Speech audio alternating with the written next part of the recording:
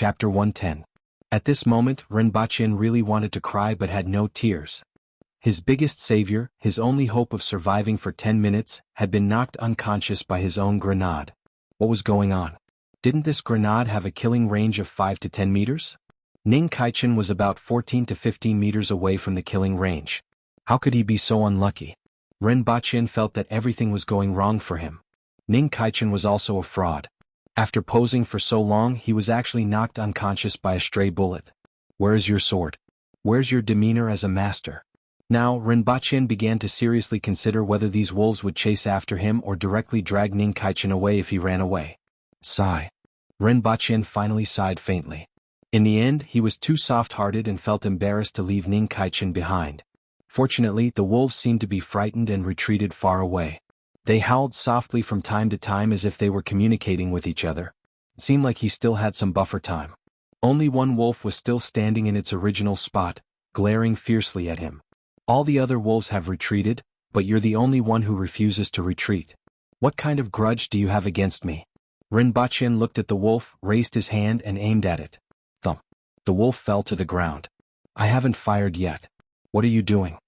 Rinpochen carefully identified it for a long time before realizing that it was the one that he had shot with an anesthetic arrow at the beginning.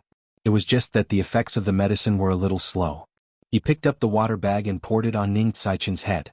A moment later, Ning Kaichen was awakened by the cold water. What just happened? Can you still use your sword? Rinpochen was speechless. It was a blessing in disguise that Ning Kaichen did not suffer a concussion. It was interrupted, but it shouldn't be too far from here. I'll summon it again. Ning Kaichen's head was still stained with blood. His current posture was like that of a martyr.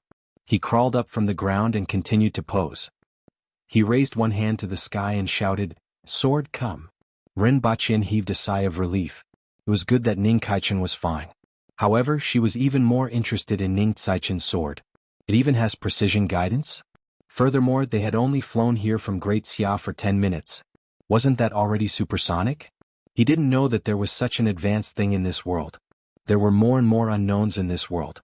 Now he could finally relax a little. The surrounding wolves still had no intention of attacking, and were surrounding him from afar. The rest was up to Ning Kaichen. At the thought of this, Rinpochen stuffed the last grenade back into his bag. After a while, Rinpochen heard a loud noise coming from the horizon. It sounded like a fighter jet flying in the sky. A look of joy appeared on Ning Kaichen's face. Sword, come. Rinpochen was moved. Such a big commotion? One had to know that this was a sword, not a plane. Planes were loud because they had engines. How did you make such a loud noise? At the same time, many aboriginals looked up at the sky. Quan Yonglin and Quan Yonghe sat on an open space in the forest. Not far from them was a pile of badly mutilated flesh and blood. From the broken fangs at the side of the pile of flesh and blood, one could tell the identity of this pile of flesh and blood. It was the wild boar that chased Ning Kaichen to the ends of the earth. Are you stupid? How many times have I told you? Now that you've smashed that black fatty into this state, how are you going to report back? The tail or the two fangs? You're going to be laughed at when you get back. It's all your fault. Quan Yonghe used his finger to poke Quan Yonglin's head and gnashed his teeth. Quan Yonglin lowered his head and accepted the lesson. A few more wounds appeared on his body. The deepest wound was on his waist, and it almost cut his abdomen open. At this moment, a loud explosion sounded in the sky. Both of them frowned and looked up. What was that? In the depths of the forest, Hong Xian was sitting on a rock with her eyes closed. She held a long saber in her hand and was surrounded by babeast corpses. None of them were intact. However, these babeasts were much bigger than the ones that Rinpochen had seen before. After hearing the sound, Hong Xian opened her eyes and looked up. Her eyes were filled with doubt at first. Then, she recalled something that she had heard before and suddenly asked, "Is this a sword slave?" There were many people like them. Du Changkong was skinning a huge snake that was as thick as his waist. As he was skinning it, he hummed a tune from the mountains. When he heard the explosion in the sky, he looked around in bewilderment. Soon after, he found the source of the sound. At the foot of the mountain, many soldiers also looked up. One by one, the princes from the other 3 nations came out of their carriages. The Empress was originally eating grapes in the carriage. She had just plucked a grape and had yet to put it into her mouth when she heard the explosion. She immediately frowned. Noisy. Give me the bow. She received a simple and crude longbow and a leather quiver from Hong Luan. She stood up and walked out of the carriage. She raised her head and looked in the direction of the explosion. It was as if she could see through the night sky and see the long sword that was rumbling in the sky. She threw the quiver back and Hong Wan hurriedly caught it. The Empress knocked an arrow and held a white bone arrow between her fingers. A majestic aura rose from her body. Everyone at the foot of the mountain felt this aura pressing down on their heads. Everyone subconsciously bowed in the direction of the Empress. Only the princes from the other 3 nations and some guards tried to resist. Plop. A few people couldn't resist and knelt on the ground.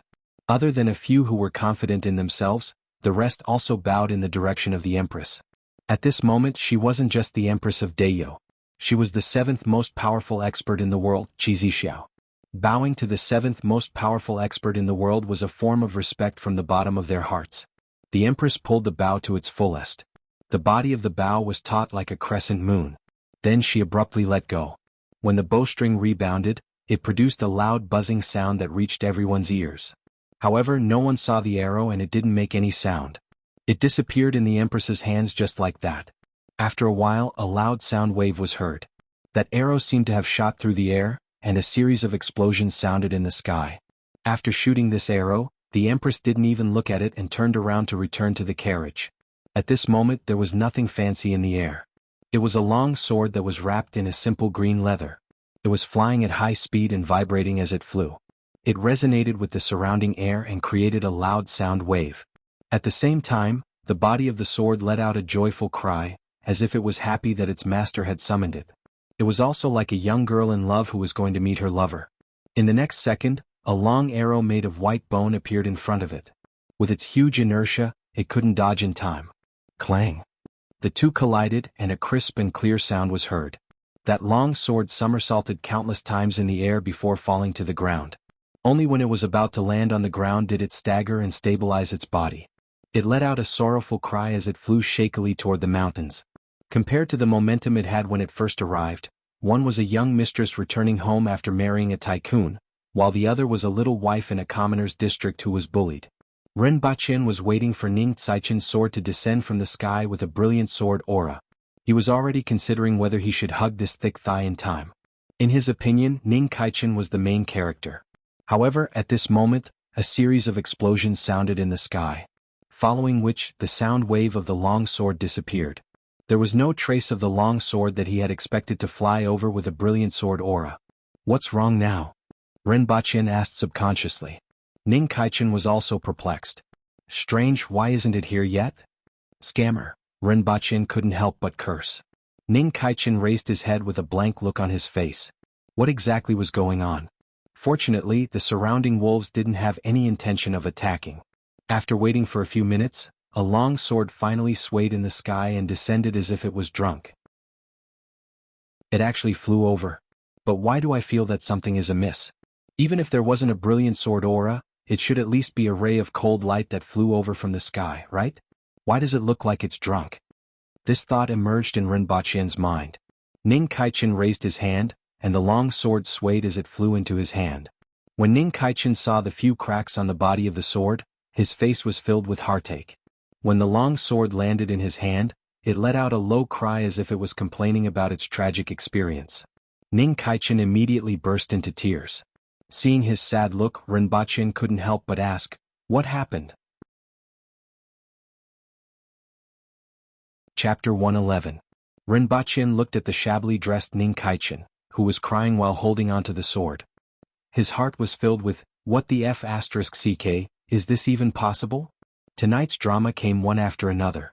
From the sound of the sword, to Ning Caichen being blasted unconscious, to the arrival of the flying sword, the plot was simply full of twists and turns. Although he didn't know where this sword was originally located in Great Xia, Lan City wasn't close to the border.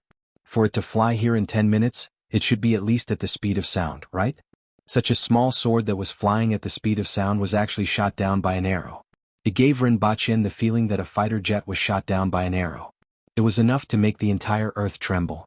Putting aside the fact that this sword could fly by itself and be accurately guided, the fact that it was shot down by an arrow was more shocking to Ren Baqin than the flying sword itself. However, such a thing really happened in front of him. Ren Baqin looked at the sword in Ning Caichen's hand. There was a small dot in the middle of the sword, and there were cracks extending outwards from that dot. It gave people the feeling that this sword would shatter with a light knock. Previously, when this sword came down, there was a rumbling sound in the air. However, after a series of explosions, the rumbling sound disappeared. At this time, the only person who could do such a thing and shoot it down with an arrow was probably the Empress.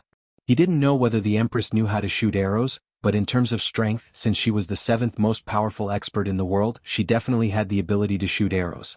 Thinking of this, Rinpoche was almost certain that the sword was shot down by the Empress. For example, he had seen Quan Yonglin and Quan Yonghe in action before. Even though they could shock him, it was like comparing heaven and earth to this. Even if other people were stronger than them, they wouldn't be that much stronger. It was also impossible for the Imperial Guards to have such strength. It could only be the Empress, and she was probably in a bad mood. Just like those unlucky people who went to challenge the Empress last year. Thinking of this, Rinpoche looked at Ning Kaichen with some pity. He had to admit that he was really miserable. Even though Rinpoche didn't understand anything, it wasn't hard to imagine how precious this sword was. When he encountered a life-threatening situation, he summoned the sword over and actually met the Empress, who was in a bad mood. In the end, he ended up like this. Rinpoche now had the leisure to daydream. Just now, when the sword flew over, those wolves seemed to have sensed something and retreated into the darkness, leaving behind 2 corpses and 2 severely injured wolves.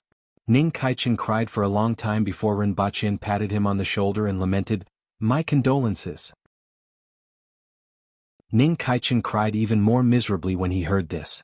Rinpoche felt that it was better to let him cry on his own for a while. It's not a sin for a man to cry. Since Rinpoche had nothing to do, he filled the magazine of his pistol with bullets and sat there in a daze. After a long time, Ning Kaichen finally calmed down.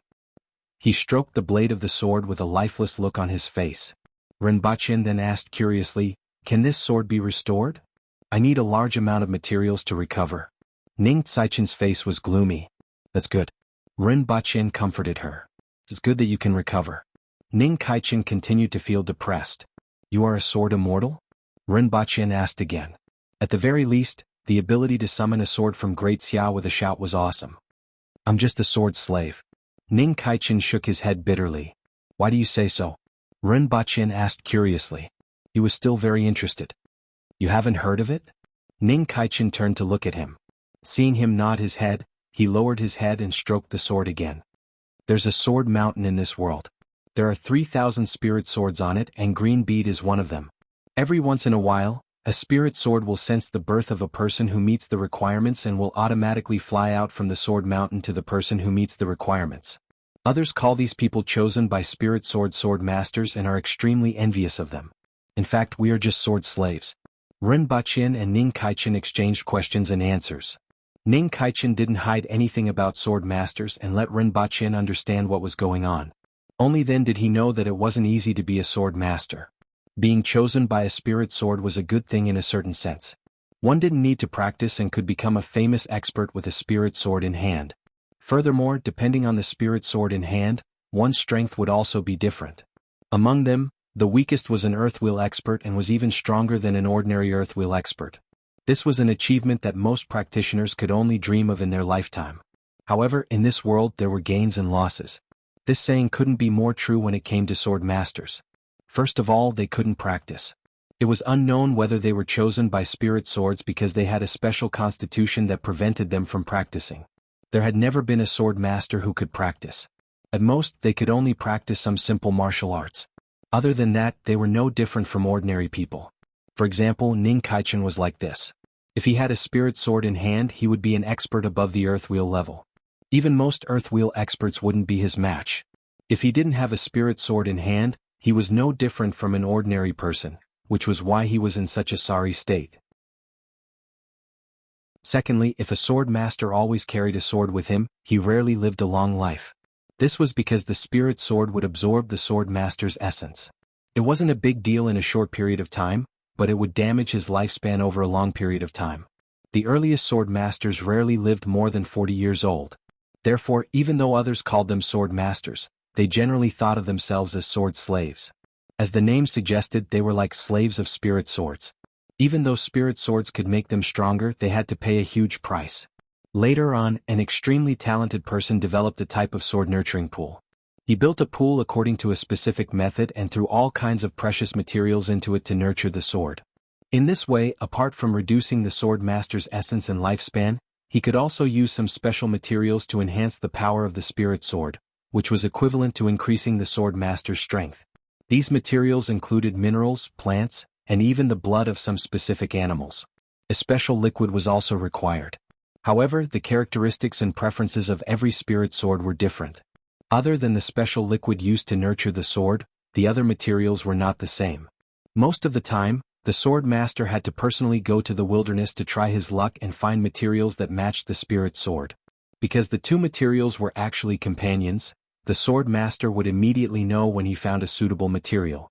Ning Caichen's spirit sword was nurtured in the sword nurturing pool. If he encountered any danger, he could just summon the spirit sword. If he was near the sword nurturing pool, the spirit sword could reach him in an instant. He came to Dayo to look for opportunities and exchange some things. He didn't expect to be so unlucky.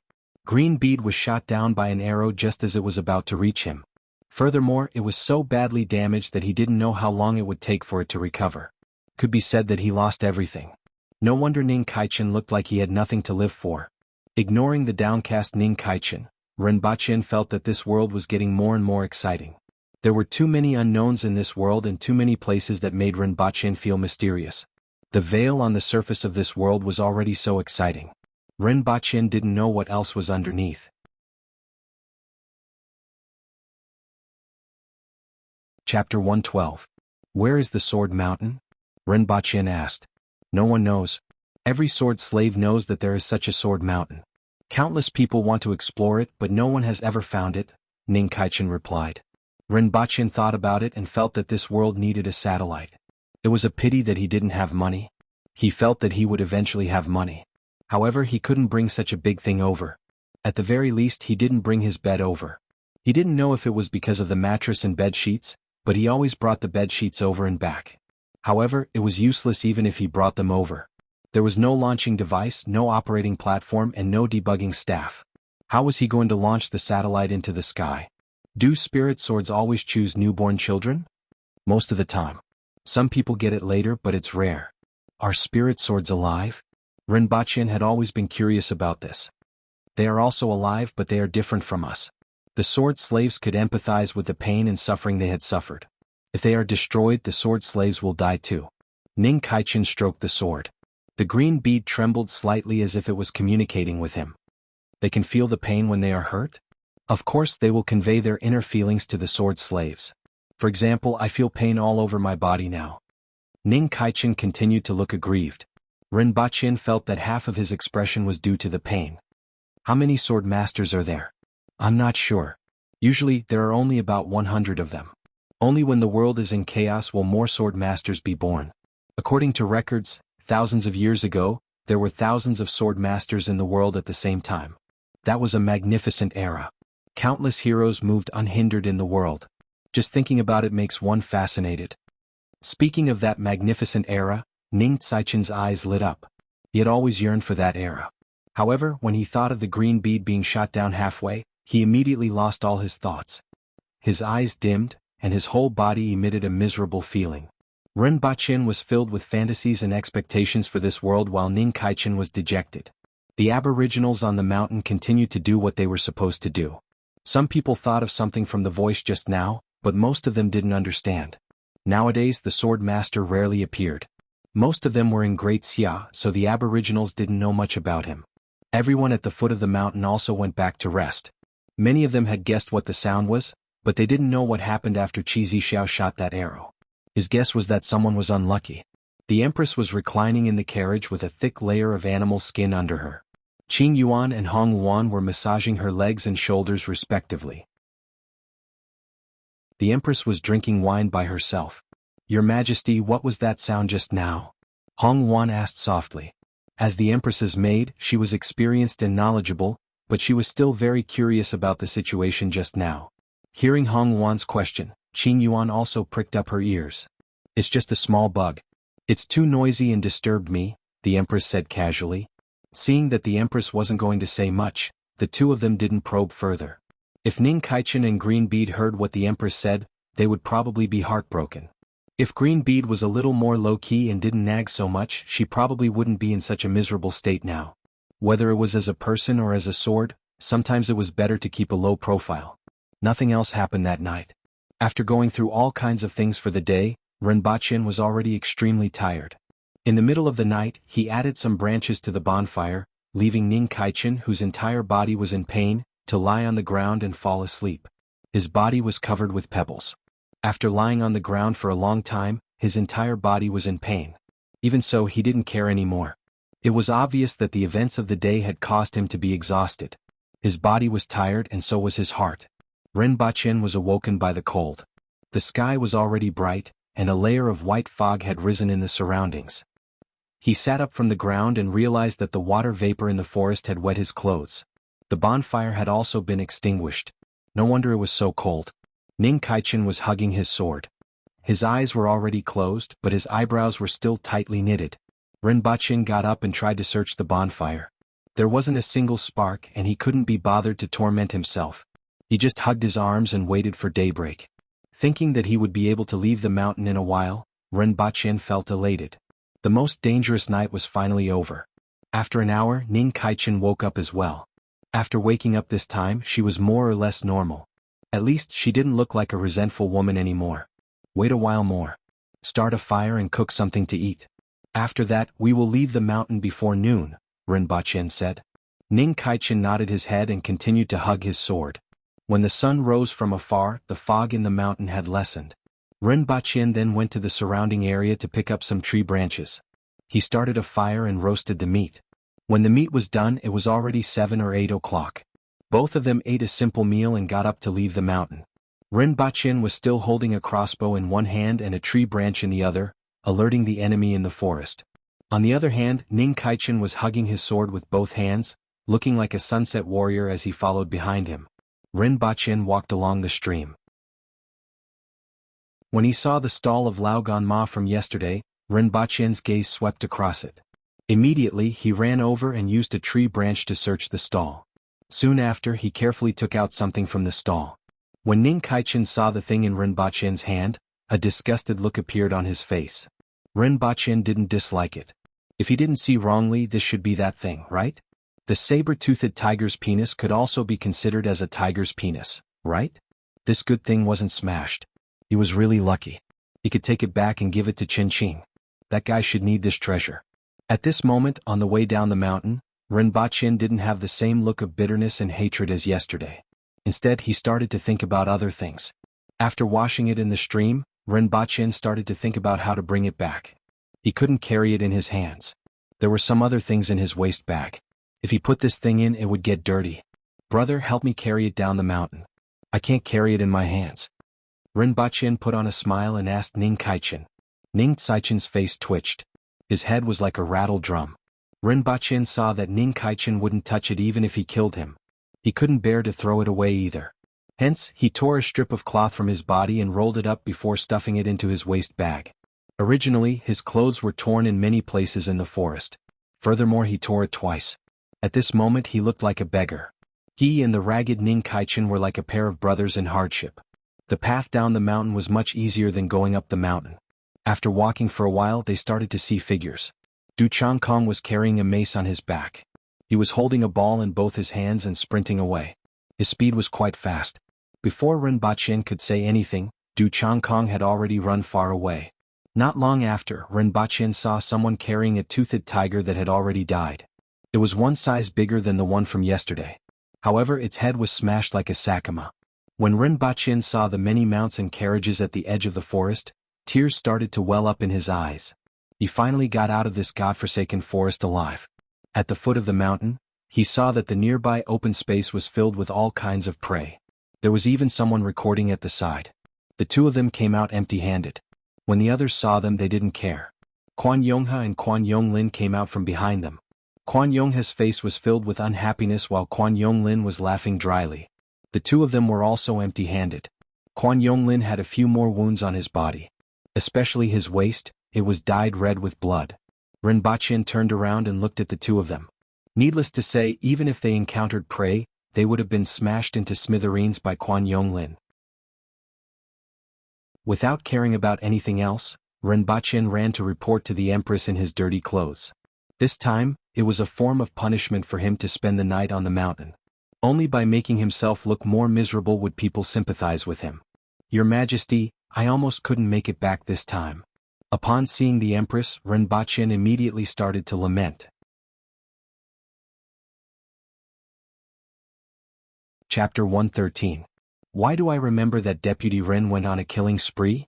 The Empress's cold voice was heard. Renbachien froze. What did the Empress mean? Did she know that he killed Lien Baoqing? Otherwise, why would she say such a thing? Renbachien's mind was filled with thoughts. At this moment he didn't know how to reply. The Empress's following words made him feel as if he had been granted amnesty. Forget it, I won't hold you responsible for this matter. Go and tidy up. You have embarrassed yourself by looking like this, the Empress continued.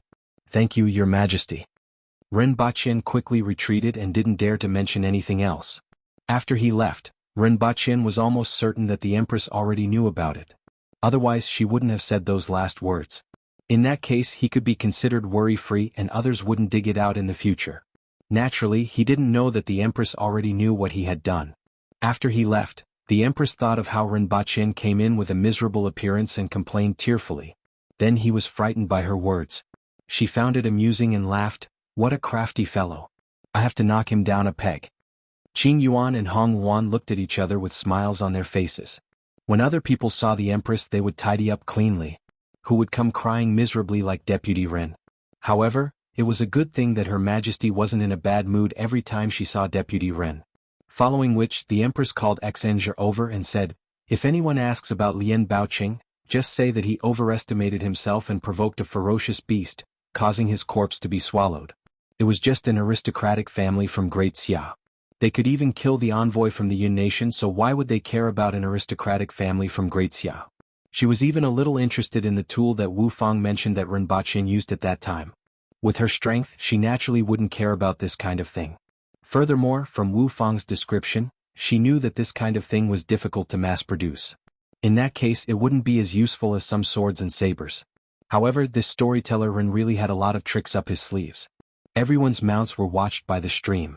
Renbachien's mountain-gazing bird was pushed to the outermost and was far away. The main reason was that there were many ferocious beasts, and it would tremble whenever it got close. Renbachien went to the stream to wash himself. Then he went to the side and took down the sleeping bag from the mountain-gazing bird. His official robe was placed inside. After changing into his official robes, Renbachien looked much more refreshed. After changing his clothes, he lay on the grass for a short while before he was called to roast some meat for the Empress. He also roasted a piece of meat for himself. At this time the people on the mountain gradually came down. At the same time the top 3 of the great hunt had been selected. The first one was called Tao Meng, and the prey he brought back was a creature with horns on its head that looked like a leopard. It was called the guardian beast, and it was said that it specialized in guarding strange flowers and plants. It was as fast as lightning and its strength was not small either. For example, saber-toothed tigers and the like were its food. Many people asked Tao Meng what good items he had found. After all, if he had hunted down a guardian he would definitely have taken whatever it was guarding. The second one was Shiwanya, who brought back a monkey with golden fur all over its body. It was about 2/3 the size of a human and it was still alive. It was tied up tightly. From the tone of the others, this monkey was also very powerful and could understand human nature. If he was nurtured well he would be a good helper in the future. The third was Hong Wu's granddaughter Hong Xian. Renbachien roasted the meat while watching the bustle. After the rankings were finalized and presented to the Empress, everyone started to prepare lunch and pack up their things at the same time. After lunch everyone started to return. Along the way someone mentioned that Lien Baoqing of the Lien family was missing. Previously, some people thought that he was thinking about the reward given by the Empress, so he brought an Earthwheel-level bodyguard to the mountains to hunt. After all, he had always been arrogant, so it was not strange for him to do such a thing. However, he had not appeared yet and everyone felt that something was amiss. He overestimated himself and challenged the beast. Even his bodyguard was swallowed by it, Xenger announced to everyone. After hearing this, even if some people felt that something was amiss, they didn't say anything more. After all, he wasn't related to Lien Baoqing. Dayo had already given this explanation. Regardless of what was going on behind his back, it was the Lien family's business. They didn't know if the Lien family, which had always been domineering, would swallow this loss. Even if they didn't want to eat it, there was nothing they could do. Did they really dare to ask Qi Zixiao to give them an explanation? After hearing this, Rinpoche was once again sure that the Empress already knew about what happened in the forest. Otherwise Xanzha wouldn't have said this. It was obvious that the Empress had suppressed the matter. After all, Xanzha had come forward to explain that in the future, they would look for the Empress if they had any problems. This outcome made him heave a sigh of relief.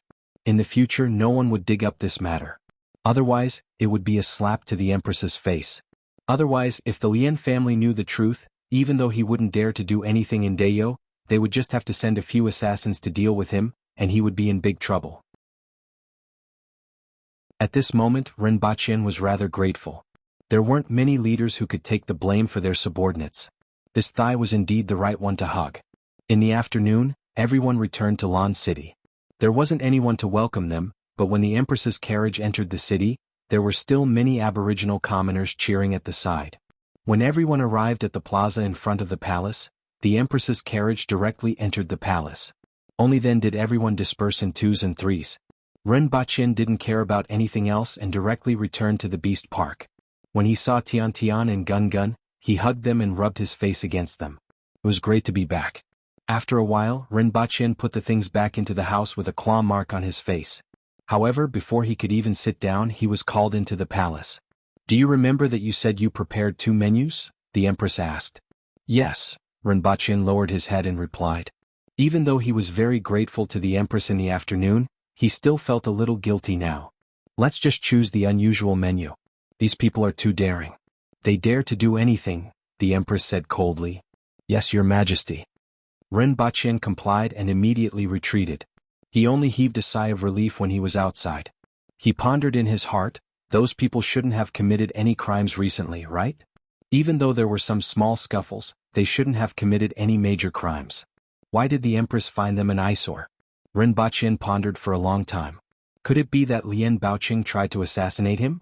After thinking about it, it was highly possible. Hearing the Empress say that she didn't blame him, the Empress should be very clear about the situation at that time. To assassinate a Dayo official right under the eyes of the Empress, this wasn't just bold, it was practically soaring to the heavens. Now that Lien Baoqing was dead, the Empress directly vented her anger on others. Rinpoche felt that this was the most likely reason. Or it could be that he didn't know what happened on the day he returned to Earth to buy a gun. However, there were still the big shots in the imperial court. The Empress didn't say that she was going to cook 2 types of banquet dishes. In that case, the big shots in the imperial court would also cook the same dishes. He must never let them know that he was the one who designed the menu. Otherwise, it would be hard to guarantee that he wouldn't make things difficult for himself. Rinpoche pondered as he arrived at the entrance of the imperial kitchen. He simply didn't want to think about it anymore. In any case, whatever the Empress said would be the same. When everyone in the imperial kitchen saw Rinpoche, they greeted one after another, "Brother Rin. The menu has been decided. It's the second set of dishes.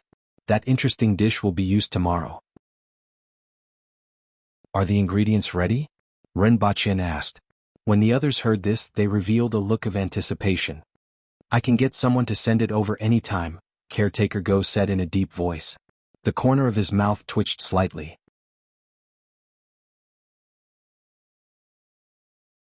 Chapter 114. After Rinpoche left the palace, another person entered the palace. He was about 40 to 50 years old and looked very ordinary. He was the kind of person that would be hard to spot in a crowd. He was wearing ordinary clothes made of coarse cloth.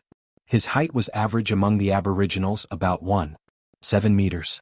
However, he stood there like a towering mountain, giving off an unshakable vibe. "Your Majesty." The burly man cupped his fists and shouted loudly. "Someone give the General-in-Chief who supports the nation a seat of honor." The Empress had a rare gentle smile on her face. All these years, she only behaved like this when she saw the General-in-Chief who supports the nation, Hong Wu.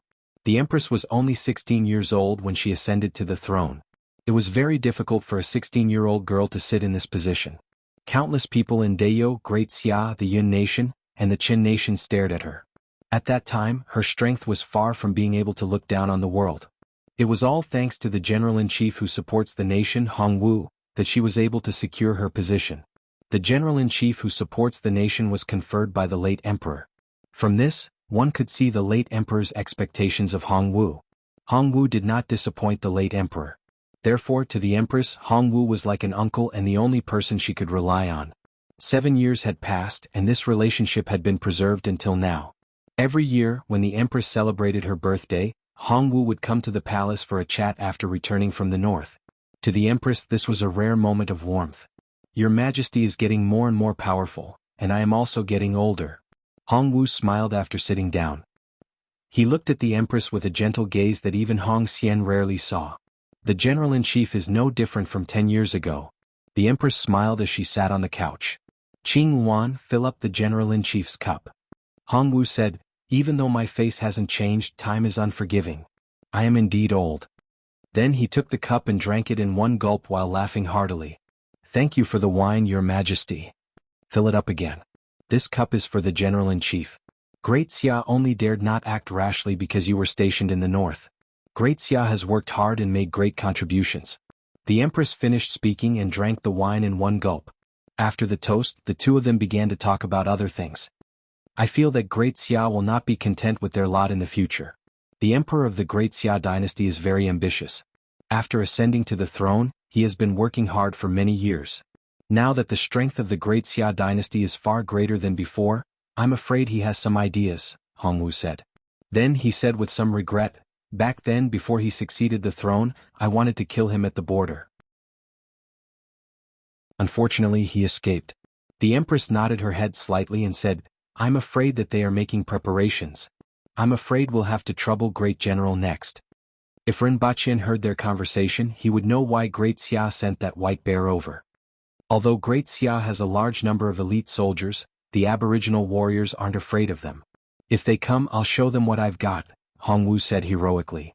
I will send an order to the mountains to recruit 20,000 soldiers. The empress nodded. One had to know that even the ordinary aboriginal warriors weren't weak. After undergoing training, their strength far surpassed that of the elite soldiers of Great Xia. In terms of individual strength, it wouldn't be an exaggeration to say that he could fight against 20 people alone. Furthermore, this was under the circumstances that Dayo lacked armor and weapons. However, a duel in the army wasn't a simple matter. Currently, Dayo had a total of 90,000 soldiers. Among them, 15,000 elite soldiers from the Protectorate of the South guarded the remnant citizens of the Hao Nation. 20,000 elite soldiers from the Protectorate of the Northeast guarded the border with the Yun Nation. 15,000 elite soldiers from the Protectorate of the Southeast guarded the border with the Qin Nation. 30,000 elite soldiers from the Protectorate of the North guarded the border with Great Xia in the north. The remaining 20,000 elite soldiers from the Protectorate of the South guarded the whole of Dayo. However, these 100,000 elite soldiers were the foundation of Dayo over the years. It could be said that all the taxes collected by Dayo in the south were used to support these 100,000 elite soldiers. The most elite soldiers were the 30,000 elite soldiers from the Protectorate of the North. However, the equipment of these 30,000 elite soldiers was far inferior to that of Great Xia's. They completely relied on their valiant individual strength to firmly suppress the 200,000 soldiers on the opposite side. However, if Great Xia really wanted to attack Dayo, they could deploy at least 500,000 soldiers.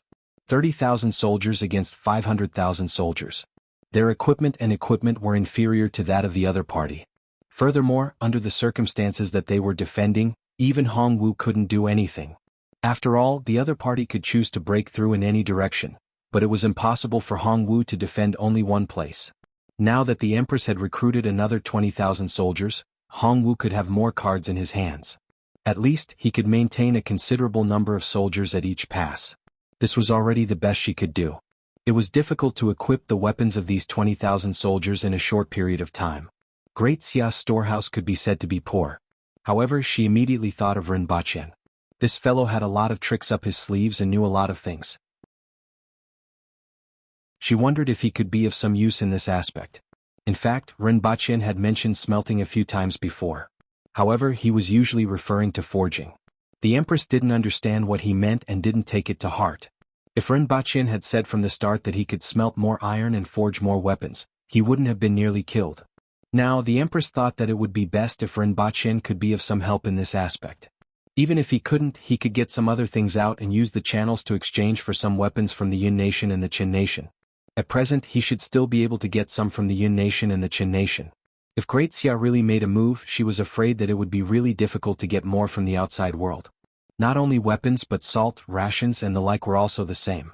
Fortunately, Great Xia should still be in the preparatory stage and there was still some time.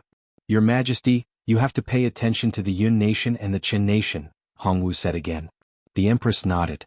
She understood that Dayo was different from the other three nations because the aboriginals were different from them. Naturally, the nations that they established were different as well.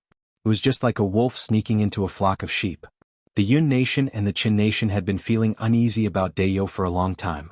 Dayo even almost attacked the capital of the Yun nation. If Great Xia wanted to send troops, it was impossible that they didn't send people to contact them first.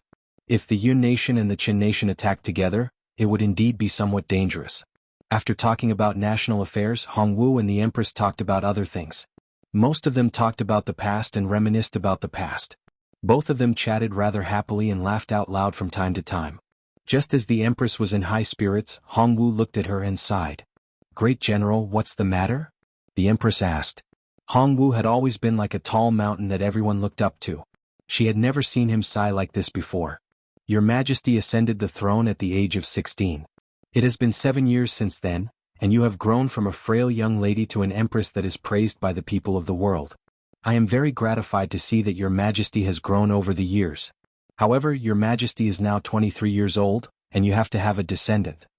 When Hongwu said this, he immediately turned into an old man who was worried about his wife. He even brought up his seniority. The Empress's face immediately turned ugly.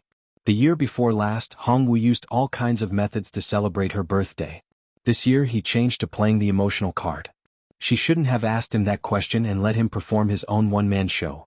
Your Majesty, I don't have many years left. Before I leave, I still want to see your Majesty get married. Besides, I am not the only one who is anxious. The entire imperial court is anxious. Hongwu continued to sigh. He sighed while looking at the Empress's face. He wasn't even so worried about his own granddaughter. However, he couldn't not worry about the person in front of him. Back then, the former emperor entrusted his granddaughter to him. Now, the Empress was doing well in other aspects, was stronger than him and was doing well in other areas. However, he still couldn't let go of this matter. Outsiders would never think that the number 9 in the world and number 7 in the world would actually sit together to discuss this matter. The Empress immediately frowned. Originally, she was in a good mood when she saw Hongwu. It was also very heartwarming to talk about the past with him, but her mood immediately turned sour when he mentioned this matter. If it wasn't for the fact that Hongwu was in front of her, she would have directly thrown him out. 2 days ago, everyone in the imperial court had talked about this matter. Today Hongwu brought it up again, which really annoyed her.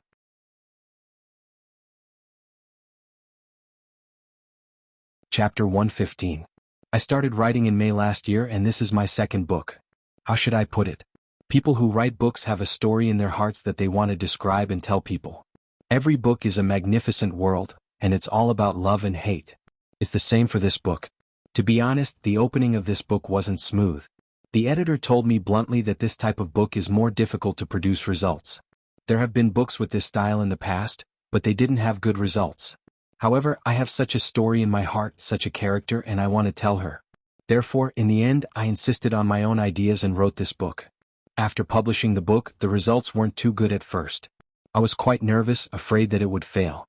After all, telling the story I wanted to tell was out of feelings, but feelings can't be eaten. I still have to support my family. Up until now, this book has done a lot better than I expected at the beginning, which made me relieved. I can continue to tell this story that I like. First of all, I would like to thank all my friends for their support. Without your support, I definitely wouldn't have been able to persevere. I have mentioned the reason before. Secondly, I would like to thank the editor Wudong. Although he wasn't very optimistic about this theme, he didn't reduce the support he gave me and gave me enough recommendation spots. Now, I have close to 38,000 subscribers. It's time to check the results when it goes on sale tomorrow. I'm taking more than 30,000 subscribers. You won't embarrass me too much, right? If the subscription ratio is too low, I really won't have the face to see others. I hope that all my friends can support me if possible. Only by supporting the original can there be people immersed in fantasy telling stories that they like instead of following the trend for money. Speaking of the issue of updating, this book is taking much longer than I expected. Maybe I care too much about it, so I keep writing and deleting, causing the speed to be unable to speed up. I only have the next day's draft in my hands every day. I'll give it my all when it goes on sale tomorrow. I'll guarantee 5 chapters at least. If the initial subscriptions exceed my expectations and reach 3,000 subscribers, I'll add 2 more chapters.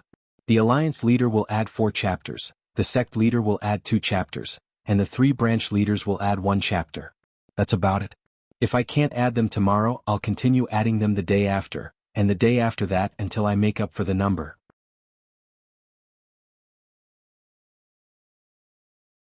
Chapter 116. The next day Rinpoche strolled to the Honglu Bureau early in the morning. The Empress's birthday celebration was today. After that, his mission would be considered complete. He really did not have much interest in the position of Honglu deputy. When he returned to Earth at night he would bring back some good stuff. At that time he would look for Du Changkong to exchange for martial arts. Who knows, he might be able to become an expert or something. He was looking forward to the cultivation techniques of this world. Now he could only hope that he could learn the cultivation techniques of this world. After all, people from 2 different worlds might have some differences in their bodies. That would be terrible. Qi Heng and Qi Sheng, who were guarding the door, were still respectful towards Rinpoche. Even though it wasn't a secret that Rinpoche was only hanging here temporarily, Rinpoche had indeed done a good job in the Honglu Bureau. These days there weren't many troubles at the Honglu Bureau. As a result, the people at the Honglu Bureau were rather respectful towards Rinpoche. Rinpoche was rather pleased with the attitude of the people in the Honglu Bureau. However, the Aboriginals were well aware of their own situation. In reality, the Aboriginals were overbearing but not ruthless enough. Even though it was a deterrent to the people from other nations, they wouldn't be too heavy-handed since they were here to celebrate the Empress's birthday. In addition, Qiji's own strength was very high, so he could easily deal with the other party. He just had to beat them until they were convinced. That was why he had broken the legs of 4 people last year, but he was still playing tricks on them. However, Rinpoche was different. He did not have the strength to truss a chicken and did not have any foundation in Dayo. If he could not suppress them, he was afraid that he would have to revolve around them every day. He would not be able to get any benefits from the Empress either. The ruthless methods he used and the even more unscrupulous behavior he displayed afterwards were the real reason why they tucked their tails between their legs. It didn't mean that he was much better at handling things than the original Qiji. Rinpoche returned to his room. Not long after, someone came over and handed Rinpoche a token. This was the name list for tonight's banquet. The other people who were invited to attend the banquet had already received the token. Rinpoche was the only one who had gone missing for a day and then went to participate in the Great Hunt. This token was only given to him today. Rinpoche fiddled with the token. He had already prepared the gift for the Empress. The last time he came back he had also brought it back. There shouldn't be any problem. On Earth it was not expensive, but here, it should be high-end and of a higher grade. It was not inferior to the precious items given by others. Furthermore, there was an exceptional bootlicker attached to the gift. He reckoned that the Empress would like it. After sitting for a while, Rinpoche recalled that no one had told him what to wear. He got up and went to Gu Daxiong's room. He heard a deafening snoring at the door. It was really comfortable being a hands-off shopkeeper. This period of time was the most troublesome in the past years, but this year he had nothing to do with it. Sir Gu. Rinpoche knocked on the door and shouted. A moment later, a voice came from inside. What's the matter? Come in. When Rinpoche entered, Gu Daxiong was sitting on a chair with his arms crossed. Sir Gu, may I know what to wear to the banquet? Rinpoche cupped his fists and asked. Gu Daxiong scratched his head. Of course it's the gown. Soon after, he remembered that Rinpoche didn't know much about these things, so he said, go to Jingyang Road and look for a Guji clothing store. You can make formal attire there. You are now secondary class, rank 6, and the color is grass green. Thank you, Sir Gu, but can you get someone to bring me there? Rinpoche asked again. Fortunately, he had asked. Otherwise, he wouldn't have known that Dayo had gowns, let alone where to get one. He hoped that there would be ready-made clothes in the clothing store so that he wouldn't be held up. Look for Gu Shou and get him to get someone to bring you there. Gu Daxiong waved his hand and yawned. A moment later, Rinpoche was led by someone to the entrance of a shop on Jingyang Road. Deputy Rin, this is the place. Tell them your position and they will know, the person who led the way said to Rinpoche and left in a hurry. There weren't many people in the shop. Some ready-made clothes were hung on the rack. After all, the others were already prepared. No one was like Rinpoche, who participated in the exercise at night and came to make the formal attire in the afternoon. There were two Aboriginal ladies leaning on the counter. There was a burly man sitting beside them. When they saw Rinpoche enter in his official attire, the two ladies immediately perked up. "Sir, what do you want to buy?" "Formal attire for the banquet. Can you make it?"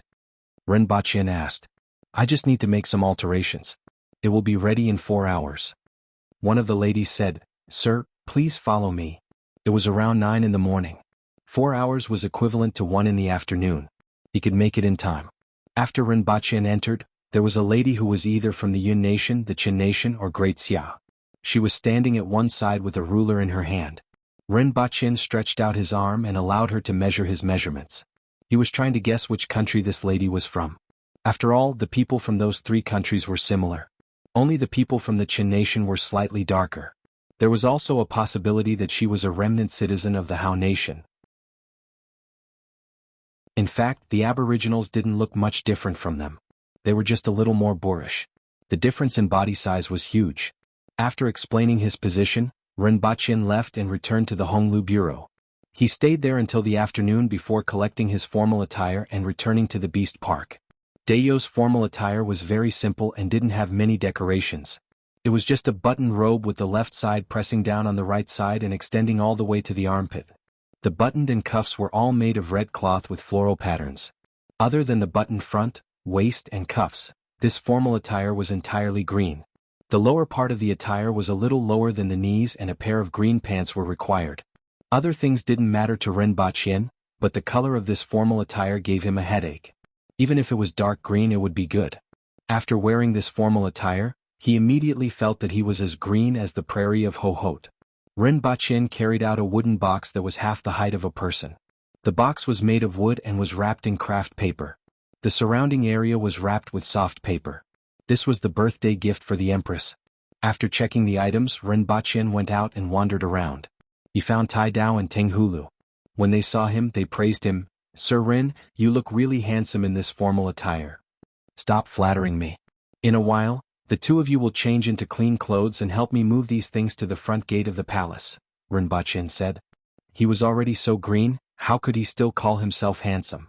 "Yes, sir." The two immediately nodded their heads. Then they asked curiously, "Sir, I didn't see you preparing anything for Her Majesty. I thought you would go empty-handed." "Naturally, I have already prepared it." Rinpoche waved his hand.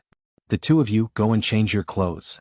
When it was almost evening, Rinpoche brought Tai Dao and Teng Hulu to the front gate of the palace. There were already a few carriages parked at the side of the plaza. In front of the palace gate, there were already a few rows of imperial bodyguards forming a human wall. There were 2 paths in the human wall. The officials of Dayo and the officials from the other 3 nations were separated when they entered.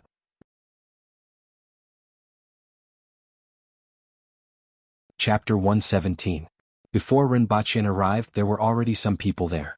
A few men dressed in red and purple ceremonial robes entered the palace without stopping. Some of the attendants recorded the gifts and waited outside the palace. Rinpoche listened to a few of them. When those attendants wrote down their gifts, they would read them out loud. For example, 13 warm sun grass, 1 heaven-grade weapon and so on. After waiting for a while, Rinpoche pondered for a while writing down his gifts. Not to mention the people from the other 3 nations, just the officials of the imperial court alone would probably send a lot of gifts. In addition to the gifts brought by the people from the other 3 nations, the number of gifts would probably be huge. It was impossible for the Empress to look through everyone's gifts. At most, she would choose the ones that she was interested in to look at. The rest would be directly sent to the imperial treasury. As such, how the gifts were written was very important. After all, if these things were not sent to the Empress, then they would not be able to curry favor with her. Other people's gifts could be more ordinary. After all, with their status, it didn't matter if their gifts were outstanding. As long as they weren't too shabby, it would be fine. However, Rinpoche was different from all the other Dayo officials. After he reported his name, the surrounding people looked at Rinpoche in astonishment. However, he was after all a secondary class, rank 6 official. Naturally, no one said anything. They just felt that he was being too arrogant. After writing down the gifts, someone would naturally send the items to the palace. As for the list of gifts, the Empress would look through it. Rinpoche waved his hand at Tai Dao and Teng Hulu, indicating that they could go back first. He then walked into the palace. There was a maid leading the way in front. Not far away there were other people following the maid. Rinpoche did not look around and obediently followed them to the front of an unfamiliar huge palace. At this moment, there were 2 rows of tables in the palace. What Rinpoche liked was that there were 2 chairs behind each table. It was much more comfortable than kneeling in ancient costume dramas. There weren't many people inside. On the left side of the palace hall, there were several burly men with short hair or bald heads talking and laughing loudly. The voices were very messy. On the opposite side, a few people from the other 3 nations had arrived. They were all sitting at the tables with their eyes closed. Rinpoche did not attract much attention when he entered. His seat was the outermost on the left side near the main door. After being led to his seat, he thanked the maid and sat in his seat in a daze. Next he saw many big shots in the imperial court, but he didn't recognize any of them. The big shots of the imperial court who came later were mostly men with short hair or bald heads, and they all had strong bodies. The women, on the other hand, all looked very valiant. They were also dressed in formal attire, but it was more complicated than the men's. The female officials in Dayo weren't like those in ancient China, who were all in the palace. The proportion of female officials in the outer court of Dayo wasn't low. After all, the Empress was the strongest in Dayo, and the Aboriginal women weren't necessarily weaker than the men. However, Aboriginal women were mostly officials in the Ministry of Revenue and the Ministry of Appointments. They were in charge of taxation and official assessments. Very few of them joined the army. Lu Ruiyao's mother was the imperial treasurer, in charge of money and grain. Not long after, Mr. Emptiness, Ning Kaichen and the others also arrived. Ning Kaichen did not know where his spirit sword was. In any case, he came alone. It was the same for Mr. Emptiness. He did not bring any of the 4 beauties with him. What made Rinpoche slightly surprised was that Ning Kaichen was actually sitting in the middle of the hall, slightly in front, while Mr. Emptiness was sitting in the middle and slightly behind. Both of them were only 7 or 8 seats apart. As time passed, the empty hall began to fill up, but the seats of honor on both sides were still empty. The people who came next were the real big shots, such as the second elder. There were 3 empty seats at the very front. Other than the second elder, there was still 1 more seat, but no one knew who it was. Next, the 7th Prince of Great Xia arrived. This time around he was the guest of honor from the 3 nations. Naturally, he was seated in the seat of honor on the right side. After the 7th Prince came in, he immediately cast his gaze in Rinpoche's direction and nodded at the person who had the same face as him. It wasn't only him. When he came in, the rest of the people also looked at him and Rinpoche. After all, there were 2 people who looked exactly the same. One was the 7th Prince of Great Xia, and the other was a secondary class, rank 6 official of Dayo. This kind of situation made many people feel that it was interesting. The moment Rinpoche saw the 7th Prince, his heart surged with the same impulse he had previously. Furthermore, this feeling was even stronger than before. This made him squint his eyes slightly. After the 7th Prince brought his people to the seat of honor on the right side and sat down, Rinpoche lowered his head slightly. His gaze was on the table, and he clenched his fists tightly for a while before releasing them. When an elder who was much thinner and weaker than the rest of the Aboriginals entered the palace, and his posture wasn't as straight as before, the noises in the palace quieted down a lot. Following which, everyone stood up and greeted him. Even those arrogant big shots in the army lowered their voices when they saw him. This person was the great elder Shi Qing. It was because of him that there were so many people in the Shi family stronghold who held office in the palace. For example, Shi Hu and Shi Wanshan. Shi Qing was dressed in a deep red ceremonial robe. If it wasn't for the scar on his face, he would look like an old man on the street. Similarly, the junior elder Zhe Kohai and Shi Qing entered almost one after the other. After the 2 of them arrived, the noises in the palace quieted down a lot, and the rest of the people were more or less quiet. The 2 of them sat on the 2nd and 3rd seats on the left side. Only the seat of honor was still empty, and many people's gazes drifted to that seat from time to time. Even Rinpoche could roughly guess who that seat belonged to. Sure enough, a few minutes later, an ordinary-looking middle-aged man who gave off the impression of a towering mountain entered the palace. Everyone quietened down. Even the 2nd elder didn't behave like this when he entered. Everyone stood up as a form of respect for the strong. Sir Hong Wu. Everyone greeted him. In particular, the voices of the big shots in the army were the loudest. On the right side, the people from the 3 nations also focused their attention on this man who could be said to be the most prestigious person in Dayo. Everyone was somewhat curious about Hong Wu. After Hong Wu sat down, the noises in the palace became much quieter. Everyone knew that the banquet was about to begin. At this moment, Rinpoche adjusted his mood and looked at the opposite side. There was a row of gigolos sitting in front of him. There were all kinds of them. There were the handsome boy type, the handsome man type, the playboy type, the melancholic and melancholy type. If this group of people were to be placed in the other nations, they might really attract the screams of many young girls who yearned for love and become a good couple. However, when he thought of the Empress's cold temperament and martial arts, Rinpoche felt that these people probably wouldn't stand a chance. After all, the Empress wasn't a 15 or 16-year-old girl who hadn't seen the world before. She couldn't be deceived with just her looks. It was useless even if one's eyes could electrify. Rinpoche looked at the peach blossom eyes opposite him and shuddered. Just as Rinpoche was sizing them up, grading and letting his imagination run wild, a group of maids served the dishes. This time the palace really quieted down. The kind of absolute silence. Everyone looked at the dishes in front of them and thought, what the hell is this? Chapter 118. The first dish was a plate of 8 freshwater fishes with their eyes wide open. Only the fish heads were exposed. The imperial kitchen even deliberately arranged the fish heads as if they were staring at you. The second dish was 4 eggs. Half of them were smashed, revealing the furry and matured birds inside. The third dish was a piece of brain that was emitting steam. It looked no different from human brains except that it was slightly bigger. Then some chopped green onions were sprinkled on it. Soon after, the palace hall started buzzing again.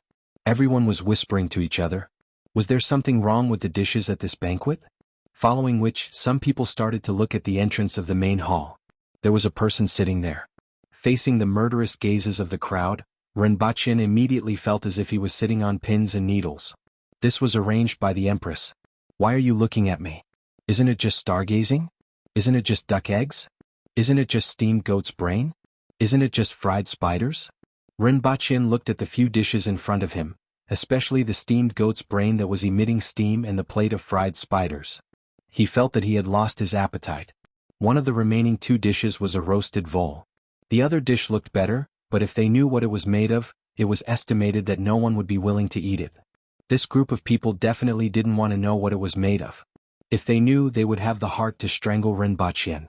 Being stared at by so many eyes, especially from the big shots in the imperial court, Rinpoche felt uncomfortable all over. Which bastard sold me out? How did they know? He didn't think about it. After so many years of banquets, there had never been such problems. Yet this happened not long after he arrived. Furthermore, he always went to the palace. It was easy for others to associate it with him. The 7th prince looked at the dishes in front of him and felt a little scared. No matter how he looked at it, it didn't look like something that could be eaten. Speaking of which, he was the dignified 7th prince. He had always lived a luxurious life. When had he ever seen such things? Not only him but the others were also similar. Even though they didn't have a high status like him, they were all born with a silver spoon in their mouths. Even if they had suffered, it was just a little. They had never eaten such strange food before. Everyone looked up to see what was going on with the Dayo people. In the end, they saw that everyone was looking in the same direction. Looking at the gazes of the big shots in Dayo's imperial court, the people from the 3 nations frowned and felt nauseous. Then they looked at him with all kinds of malicious gazes. Looking at those Dayo people, they would be fools if they didn't know that this was Rinpoche's doing. From these dishes, they could feel the dense malice that assaulted their senses. They also recalled their old and new grudges. For a moment, Rinpoche, who was sitting at the corner of the door, became the center of attention. But the biggest mastermind was the Empress. Without her approval, how could I arrange this? Rinpoche felt that he definitely wouldn't be able to stick his head into his pants. He didn't have the guts to frown at the thousands of fingers pointing at him, so he decided to close his eyes and play dead. Even with his eyes closed, Rinpoche still felt a chill on his body. Her Majesty has arrived. Rinpoche was finally saved after hearing the voice at the door. The Empress was a little different today. She no longer had the lazy look that Rinpoche had seen in the past. Her hair was tied up in a bun with a carved ruby hairpin. Her lips were as red as blood. Coupled with her cold temperament and her status, Rinpoche was stunned the moment she entered. Her clothes today were also a little different. She usually wore red muslin, but tonight she wore a red silk dress with golden embroidery patterns on her body. There was also a phoenix with its wings spread out on her back. Previously, Rinpoche flattered the Empress by saying that she was the most beautiful in the world. After seeing the Empress today, Rinpoche had no choice but to admit that he wasn't exaggerating. If 10 points were the full score, the Empress's appearance would be given 9 points, her temperament would be given another point, the 7th most powerful expert in the world would be given another point, and the ruler of a nation would be given another point. She would need at least 12 points. On the other hand, the group of gigolos stared blankly at the Empress, but they didn't dare to look at her for too long. They knew that the person in front of them could kill them with a single slap, but they still raised their heads to look at her. Then they lowered their heads and raised their heads. Naturally, the seat of honor in the hall belonged to the Empress. After she sat down, the banquet officially began. When the Empress entered the hall, she swept a glance to the side. After seeing the food on everyone's table, she felt carefree and smiled. Who asked all of you to nag about marriage and having children every day? In fact, Rinpoche was still wrong. If it wasn't for everyone taking turns to force her to get married during the court session a few days ago, the Empress wouldn't have asked him to prepare this menu. It was the people from the other 3 nations who were implicated by the many officials of Dayo. May Dayo always be brave and mighty. The Empress sat at the seat of honor and raised her cup. May your Majesty always be brave and mighty. Everyone raised their cups. Rinpoche also followed suit. At this moment, no one was in the mood to care about him, and he finally heaved a sigh of relief. He downed the cup in one go. The alcohol was strong and it went straight down his throat like a knife. His stomach was burning. At this moment, everyone should be eating to calm themselves down. However, everyone's eyes were on the Empress and no one moved their chopsticks. A few people who couldn't hold their liquor lowered their heads and looked at the food on their plates. Then they fiercely glared at Rinpoche. The Empress raised her cup again and said, "May all of you be honored. May all of you be honored, Your Majesty." Everyone raised their cups. Once again they downed the cup. After 2 rounds, some people couldn't take it anymore. Especially the row of gigolos opposite them. Although they were only attending the banquet and the 2 toasts had nothing to do with them, they still had to drink. At this moment, he lowered his head and swept his gaze across the table. After pondering for a long time, it seemed that only the braised pig intestines looked edible. When he placed it in his mouth with his eyes closed, the taste was unexpected. His mouth was filled with fragrance. This made everyone heave a sigh of relief. Fortunately, that bastard didn't go too far. Many people looked at Rinpoche again, wondering if he would eat it. If he didn't, they would beat him to death when they got out. The Empress was sitting at the seat of honor in the hall, but a group of people were looking at the door. Rinpoche looked at everyone's gaze. "Alright, I'll try it out with my own body. Otherwise, I'll really be out of luck when I get out." First, he tasted the braised pig intestines. It wasn't bad. The cooking skills of the Imperial Kitchen's chefs were pretty good.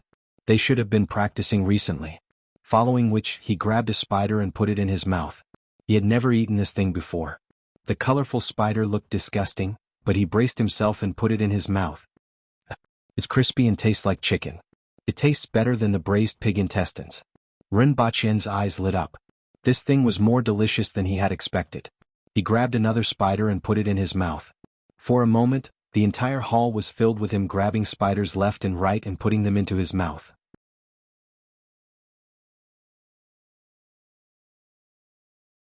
Chapter 119. Everyone watched as Ning Kaichen ate with relish. Doubtfully, he picked up the spider and sized it up. Grinning, he hesitated for a long time before closing his eyes and frowning. Like a bitter gourd, he placed the spider into his mouth. After chewing twice, he immediately opened his eyes and gave a thumbs up to Rinpoche. The taste was indeed not bad. It was just too disgusting to look at.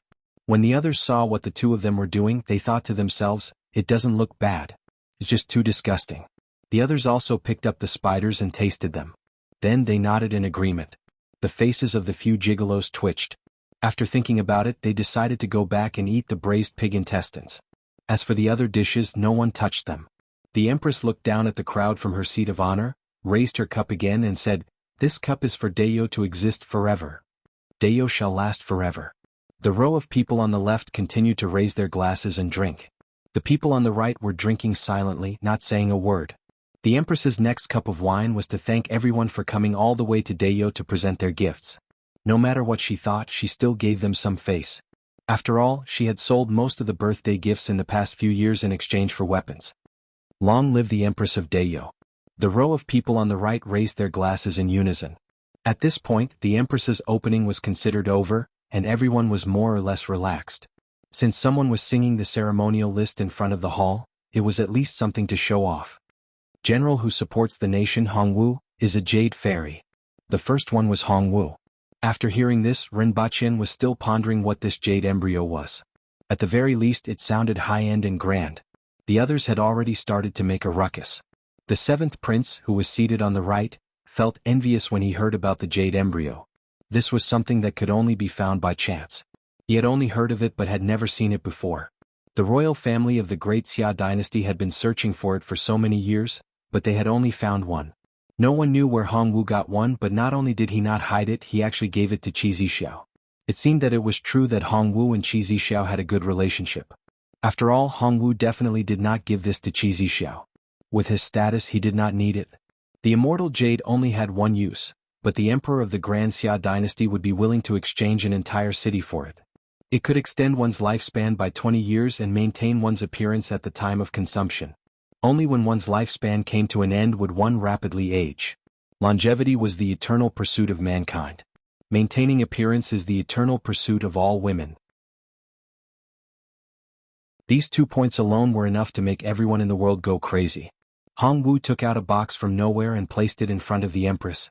This item was too valuable, and he had to hand it over to the Empress personally. A warm feeling flowed through the Empress's heart.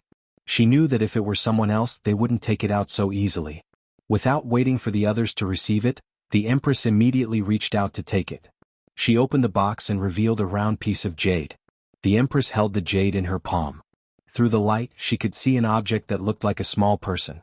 "Thank you, Great General." The Empress nodded and placed the jade back into the box. Then she placed the box beside her. This thing was also very valuable to her. She didn't care about 20 years of lifespan, but she was moved by the idea of eternal youth. After Hongwu returned to his seat, everyone stood up. "Congratulations, Your Majesty." Apart from Hongwu, most of the other people's gifts were heaven-grade weapons, meteoric iron, rare treasures, and so on. Even though they were also very valuable, they paled in comparison to Hongwu's gift. Honglu Deputy Storyteller Rinpoche of Qingxin Palace Hall.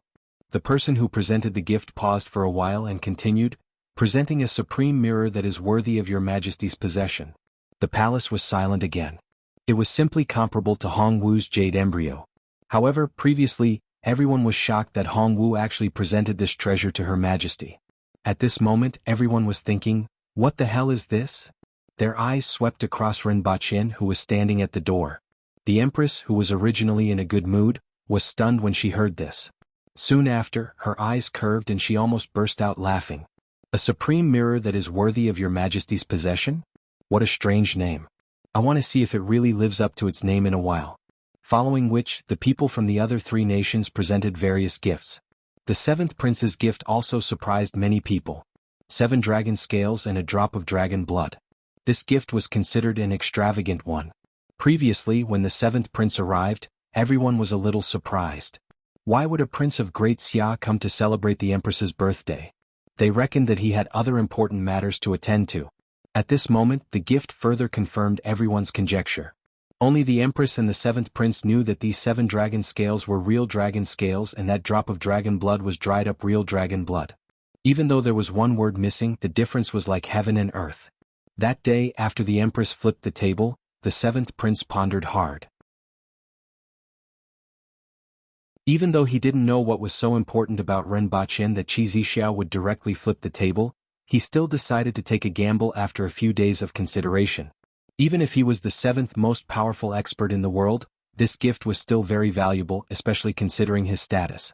He was betting that Qi Zixiao would give him the thing he wanted. That bottle of blood was too important to him. It could save him at least 10 years of hard work. Even if this private transaction became public and the news of him giving such an important thing to the Dayo Empress would spread back to Great Xia, he didn't care. Once the Empress heard about this gift, she understood the 7th prince's intention. Since the other party had already done so, she would give him the Kirin blood. The next gift was more interesting. It was actually a painting of 100 beauties. It would be fine if it was given to a man like a prince, but what was the meaning of giving it to the Empress? Most of the other gifts were jewels or paintings. Very few people were interested in them. There were only 2 that everyone was interested in. One was Rinpoche's, a supreme mirror worthy of Your Majesty. The other was Ning Tsaichen's 100 beauties. Many people felt that there was definitely something strange about this 100 beauties. The Empress seemed to understand everyone's thoughts and directly said, Bring out the 100 beauties and Rinpoche's gifts. I think everyone would also like to see what they look like. The first to be brought out was the 100 beauties. Was a 1.2-meter wide painting scroll that was 10 meters long after it was unfolded. The figures on it were vivid and lifelike. Indeed, all of them were exceptionally talented. The people from the Yun Nation, Qin Nation, and Great Xia realized that the people on the painting were actually the most outstanding beauties in the world. Not only their looks but their martial arts, background and so on. The person who collected this 100 beauties was indeed a formidable person. At the very least, it would require resources to meet one of them. Furthermore, there was a person on the painting that everyone found somewhat familiar. Everyone's gaze fell on the seventh prince. One of the women was actually Xiao Wu, who was always by the seventh prince's side.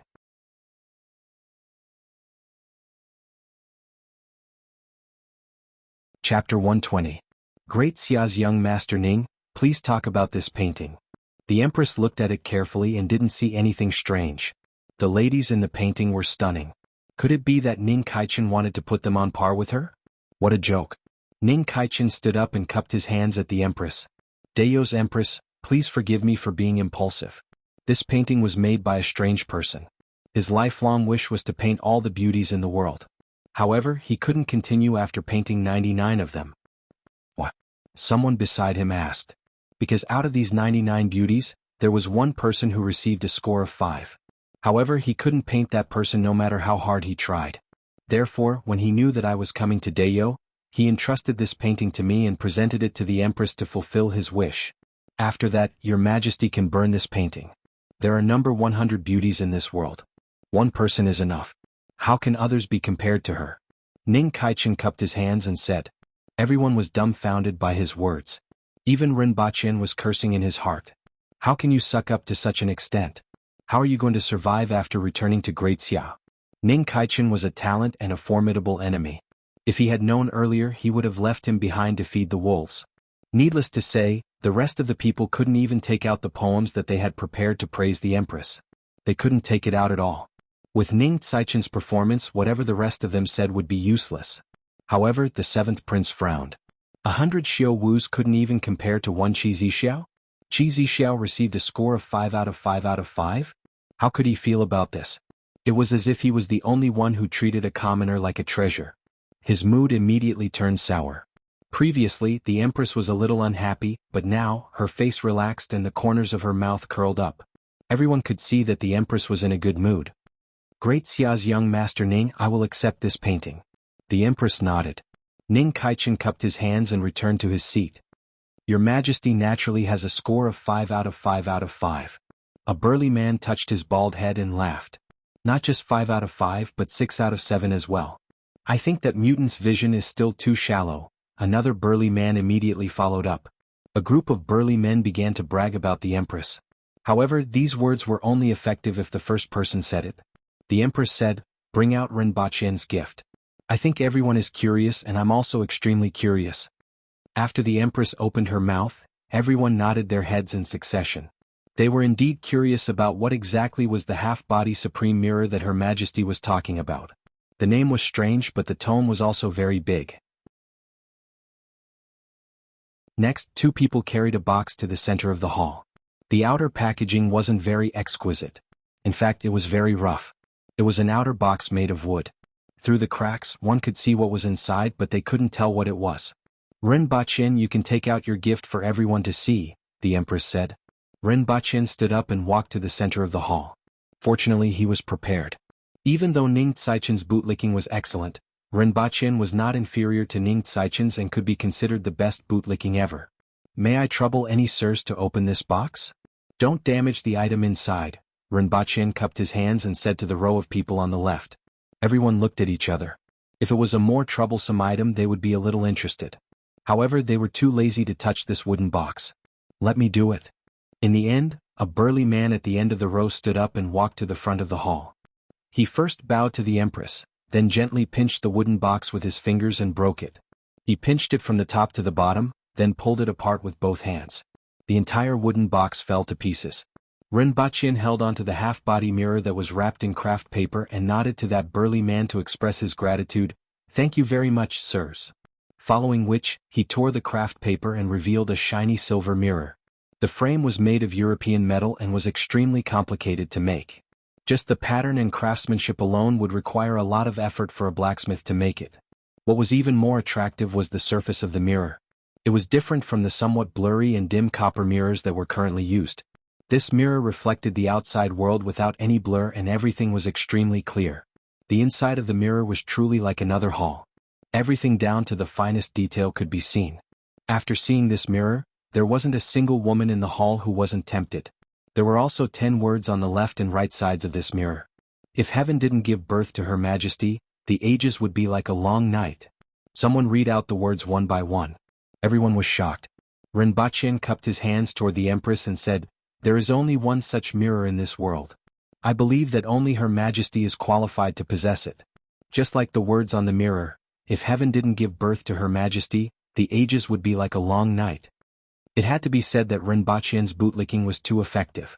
Just now Ning Tsaichen's 100 beauties had already amazed everyone. At this moment when Rinpoche took out the mirror, everyone was shocked.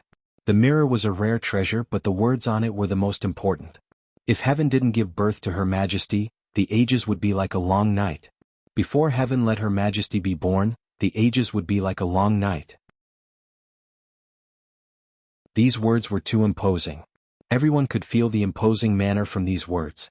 Previously, Ning Kaichen said that Her Majesty took up 50% of all the women in the world. The other 99 exceptional beauties took up 40%, and the rest of the women only took up 1%. Only when all the women in the world were added up could they compete with Her Majesty. This was already an extremely exaggerated praise, and Ning Kaichen would probably have some trouble in the future. However, this was still comparing Her Majesty to other women. When it came to Rinpoche, it went one step further.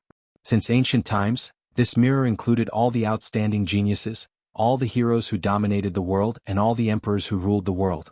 Before Her Majesty appeared in this world, even with all of you, this world was still in the dark night. After Her Majesty was born, this world was truly glorious. Compared to Her Majesty, all of you are but the light of a firefly. Just now they could still respond to Ning Tsaichen's words, but now they didn't dare to respond to Rinpoche's words.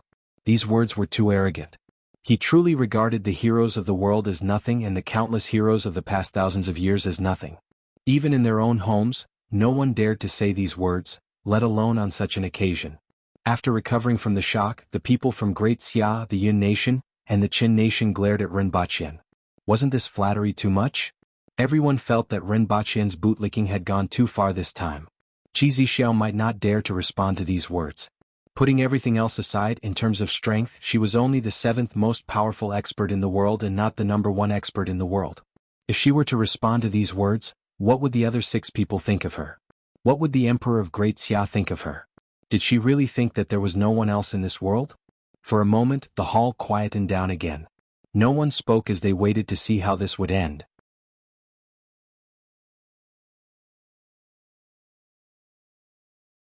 Chapter 121. Storyteller Rin, the mirror is excellent. Just pretend that you didn't hear any nonsense. You may leave now. The old man sitting in the 3rd seat said.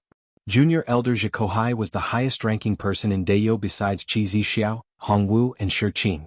With these words, the matter was settled. He reprimanded Rinpoche as nonsense and chased him out. That was the end of the matter. It seemed like the junior elder had helped the emperor out of his predicament. However, many people were frowning as well. Since he had already spoken, those with lower statuses couldn't say anything before Her Majesty spoke. Rinpoche was surprisingly calm. Looking at everyone's reaction, he would be a fool if he didn't know what the problem was. In fact, he had already thought about this problem. However, based on the Empress's behavior, he decided to use this line. Perhaps everyone thinks that I'm being arrogant, but that's how I feel. If Her Majesty wants me to speak, it should be Her Majesty. Rinpoche cupped his hands and didn't say anything else. He naturally knew who he should listen to and who he shouldn't. However, he felt that there was still a chance to turn the situation around. He had some understanding of the Empress over the past few days. Her thoughts were probably different from these people. Do you think that I'm being arrogant? Just as Rinpoche finished speaking, the Empress suddenly spoke with a cold voice. When the Empress said this, everyone in Deyo quivered. Was Her Majesty going to flip out? Some people really thought so. However, if they said yes, it would mean that they felt that the Empress wasn't worthy. That would be courting death. Especially when the Empress looked like she was going to flip out. In particular, how could the people from Great Xia, the Yun Nation and the Qin Nation say anything? They were just waiting to see how this show would turn out. Rinpoche turned his head and saw the Empress. Her face was calm as usual and he couldn't tell what she was thinking. Your Majesty. A burly man was about to stand up and speak, but he was interrupted by a sudden burst of laughter. I think these words are good. They are indeed worthy of Her Majesty. If anyone has any objections you can ask me first. Hongwu suddenly slapped the table and laughed. He didn't say that the Empress was worthy of these words, but he said that they were worthy of her. He unscrupulously slapped the table and laughed heartily, his voice unbridled. He was number 9 in the world. He had the guts and the spirit to say such words. If he didn't even dare to say these words, then he wouldn't be worthy of being the 9th in the world. However, the others were different from him. No matter how reckless they were, their strength was not at their level, and their breadth of mind was not at their level. This was the difference between Hongwu and the others. Hongwu's gaze swept across the faces of everyone on the right, but no one spoke. That's right. If anyone has any objections, show me your blade. The burly man who wanted to get up just now said. Even though they were all aboriginals, there was still a difference of opinion between the military and civil officials. Zhikohai frowned as he stood up and cupped his fists. I have something to say. Zhikohai. How dare you? The hairpin on the Empress's head exploded, and all her hair fluttered behind her. His Majesty is really angry? Everyone thought to themselves when they saw the situation. A terrifying aura enveloped the entire hall. The aura was so thick and terrifying that it shocked everyone. It wasn't that His Majesty hadn't flipped out in the past, but the aura was never this terrifying. Many people were pressed down on their chairs by this aura and couldn't move at all. If there were people who weren't affected, it would be Rinpoche. It was as if there was a typhoon around him and he didn't feel anything at all. The other person was Hongwu, who wasn't affected at all. The other Dayo officials felt as if there was a huge mountain pressing down on their heads, and they could be smashed to pieces at any time. Even though they knew that the Empress definitely wouldn't do that, this terrifying aura still frightened them. The Empress stared at Zhikohai with a cold expression, but everyone felt that she was like a volcano that was about to erupt. When I first inherited the throne, you were the one who jumped up and down the most. Later on, when I stabilized my position, you also calmed down and I kept you around. However, you spoke up before I even said anything. You even dared to chase my people out of this banquet. You are too presumptuous. Others might not know what you are thinking, but do you think I don't? Do you have any objections to these words? The Empress asked coldly. How dare you chase my people out? What are you trying to say? Sweat trickled down Zhikohai's forehead like water. He didn't expect the Empress to have such a big reaction. The Empress's terrifying aura suppressed him to the point that he couldn't get up. He was also shocked. From the aura, he could tell that the person above him was even more powerful. However, he didn't know exactly how powerful she was because he couldn't sense it. Your Majesty, I have something to say, Zhikohai gritted his teeth and said. Speak. The Empress's cold voice seemed to explode in everyone's ears. I'm confused. I was wrong just now, Zhikohai gritted his teeth and said. At this moment he had no choice but to lower his head. The aura of the person above him was too terrifying, and he couldn't move at all. Furthermore, he had a feeling that if he said anything more, he might not be able to leave the palace. After Zhikohai admitted his mistake, the Empress snorted and slowly withdrew her aura. The people from the 3 nations looked at the Empress with uneasy gazes. Was this the strength of the 7th most powerful expert in the world? Just her aura alone made them unable to move, as if they were nailed to their chairs. It was really terrifying. Even though they knew that this person was very terrifying, they had never experienced it personally, so they had some other thoughts. In particular, the Empress's age and appearance made them think even more. However, at this moment, no one dared to have any other thoughts. The lips of a few weak gigolos had turned pale. On the other hand, many people in Dayo were thinking, Your Majesty's strength has become even more terrifying. The Empress glanced at the people below and said, I like these words very much, so I'll keep them. If anyone has any objections, let him or her look for me. Her usual lazy and indifferent voice was swept away. It was filled with coldness and a domineering aura. I'll treat all of you as nothing. If anyone has any objections, come and fight me. Following which, the Empress looked at Rinpoche, who was standing alone in the hall with a smile on his face, and remained silent. Everyone didn't know what the Empress was looking at or thinking about at this moment. They all looked at Rinpoche and wanted to see something from him. Rinpoche stood alone in the hall while being surrounded by more than 200 people. Besides the big shots in the imperial court, they were all descendants of aristocratic families from other nations. When had he ever received such treatment? His whole body began to stiffen. He asked in his heart 100 times, what exactly is the situation now? For a full 10 minutes the atmosphere in the hall remained in this state. At this moment the Empress opened her mouth.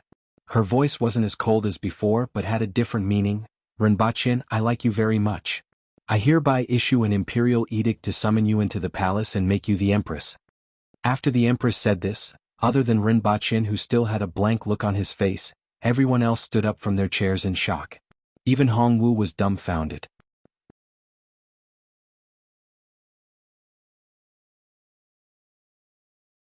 Chapter 122. Her Majesty was the Empress. If she was looking for a son-in-law, the other party would have the title of a prince. That was why the Empress said, "You shall enter the palace and become the king." Your Majesty, please reconsider. Your Majesty, please reconsider. Your Majesty, please reconsider. The entire hall exploded in an instant and immediately turned into a wet market. Seeing the reactions of these people and thinking about what the Empress just said, Rinpoche had an incredible thought. It can't be? What's going on? Not only was Rinpoche's body stiff, but his entire body was like a block of wood. Enter the palace and become the king? If he guessed correctly, he was going to marry the Empress? Otherwise, why would those people have such a big reaction? But how could this be possible?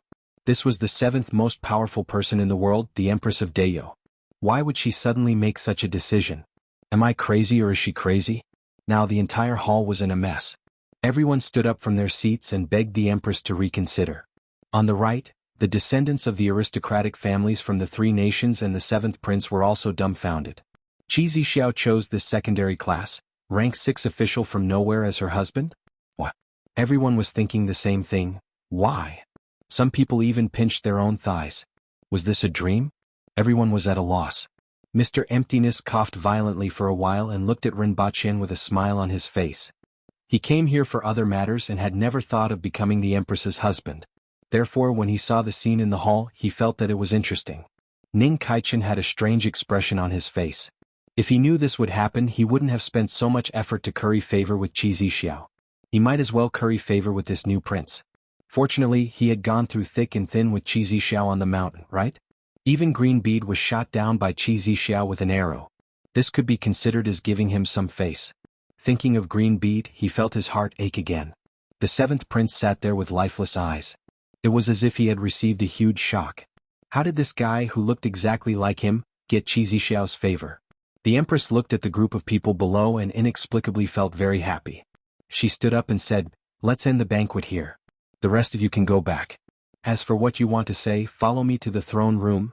As soon as he finished speaking, he stood up and left the hall.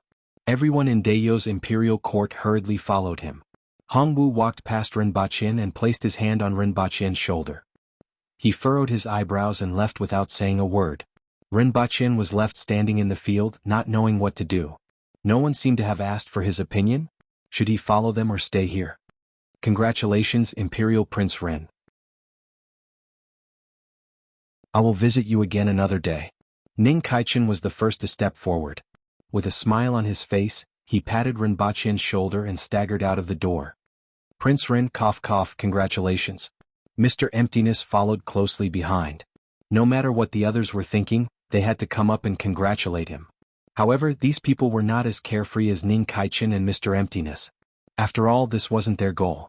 As for the rest of the people, they couldn't say that Rinpoche, who was merely a secondary class, rank 6 martial artist, actually became Qi Zixiao's husband in the blink of an eye. No matter how they thought about it, they couldn't accept it either. There were so many people who were much stronger than him. Why did it have to be him? The impression that Rinpoche gave them, other than being a fox exploiting the tiger's might at the Honglu Bureau, was his flattery tonight. However, how could he become the husband of the 7th most powerful expert in the world and the Empress of Dayo, Qi Zixiao? They couldn't accept it. They couldn't accept it. They couldn't accept it. These 3 words were practically written on their faces. However, they still squeezed out a smile from their wrinkled faces, congratulated him, and quickly walked out of the palace. The 2 people from the Zhang family were also among them. After leaving the palace they became despondent. Zhang Heqi asked, "Why?" Zhang Heju asked, "Why?" All the way back to the relay station of the Honglu Bureau, the two of them were still mumbling, "Why?" Zhang Junjing looked at his two nephews and shook his head slightly. He knew why they were like this. Not only the two of them but the rest of the people also had the same mentality. Seeing a person who was far inferior to them receiving the favor of Qi Zixiao and even becoming her husband, everyone felt unbalanced. However, he was thinking about another matter. Now that Dayosh Qi Zixiao had actually chosen such a person to become her husband, would there be any changes in Dayo's imperial court? One had to know that this person wasn't an aboriginal. If he wanted to obtain support from the aboriginals, it would be difficult for him to do so. In that case, what would he do? When everyone was halfway out, Rinpoche was surrounded by a few guards.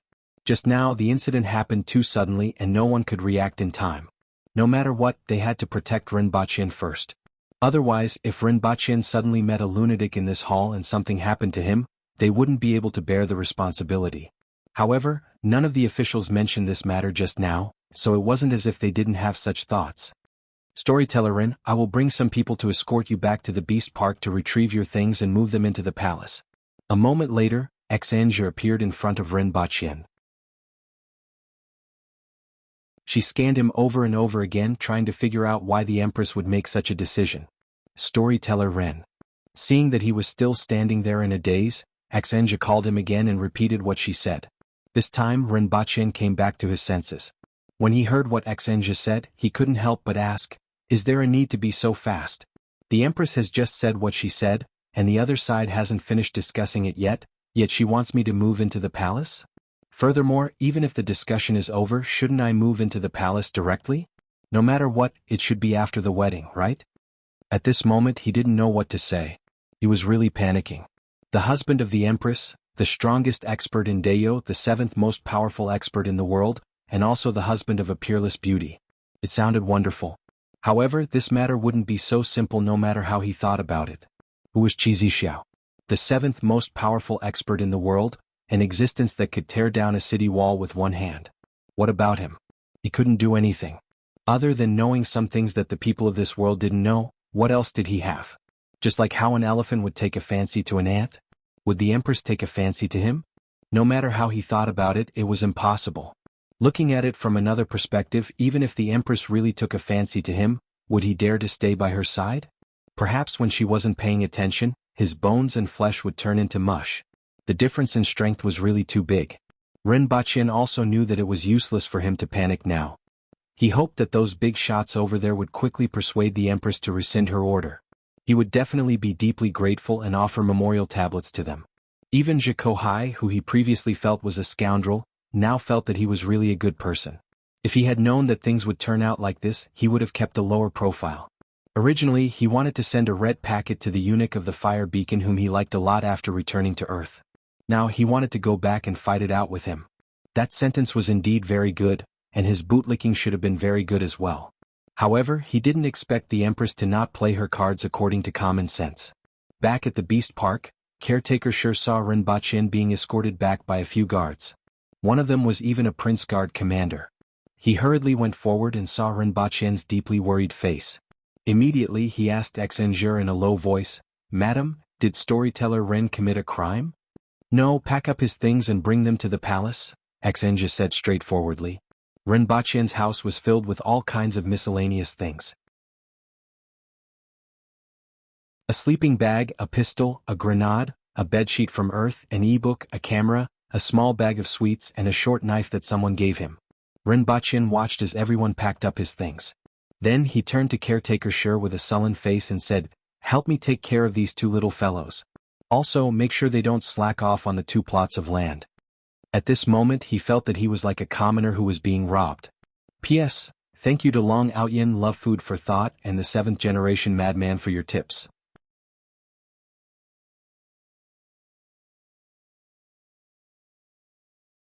Chapter 123. The Empress sat in the throne room, looked around at the crowd and said, "If you have anything to say, say it now." "Your Majesty, although you want to have an heir, this person can't do it," a burly man standing in the throne room said. "Your Majesty, this person's origin is unknown and he's too weak. I also feel that he can't do it." Your Majesty, please choose again.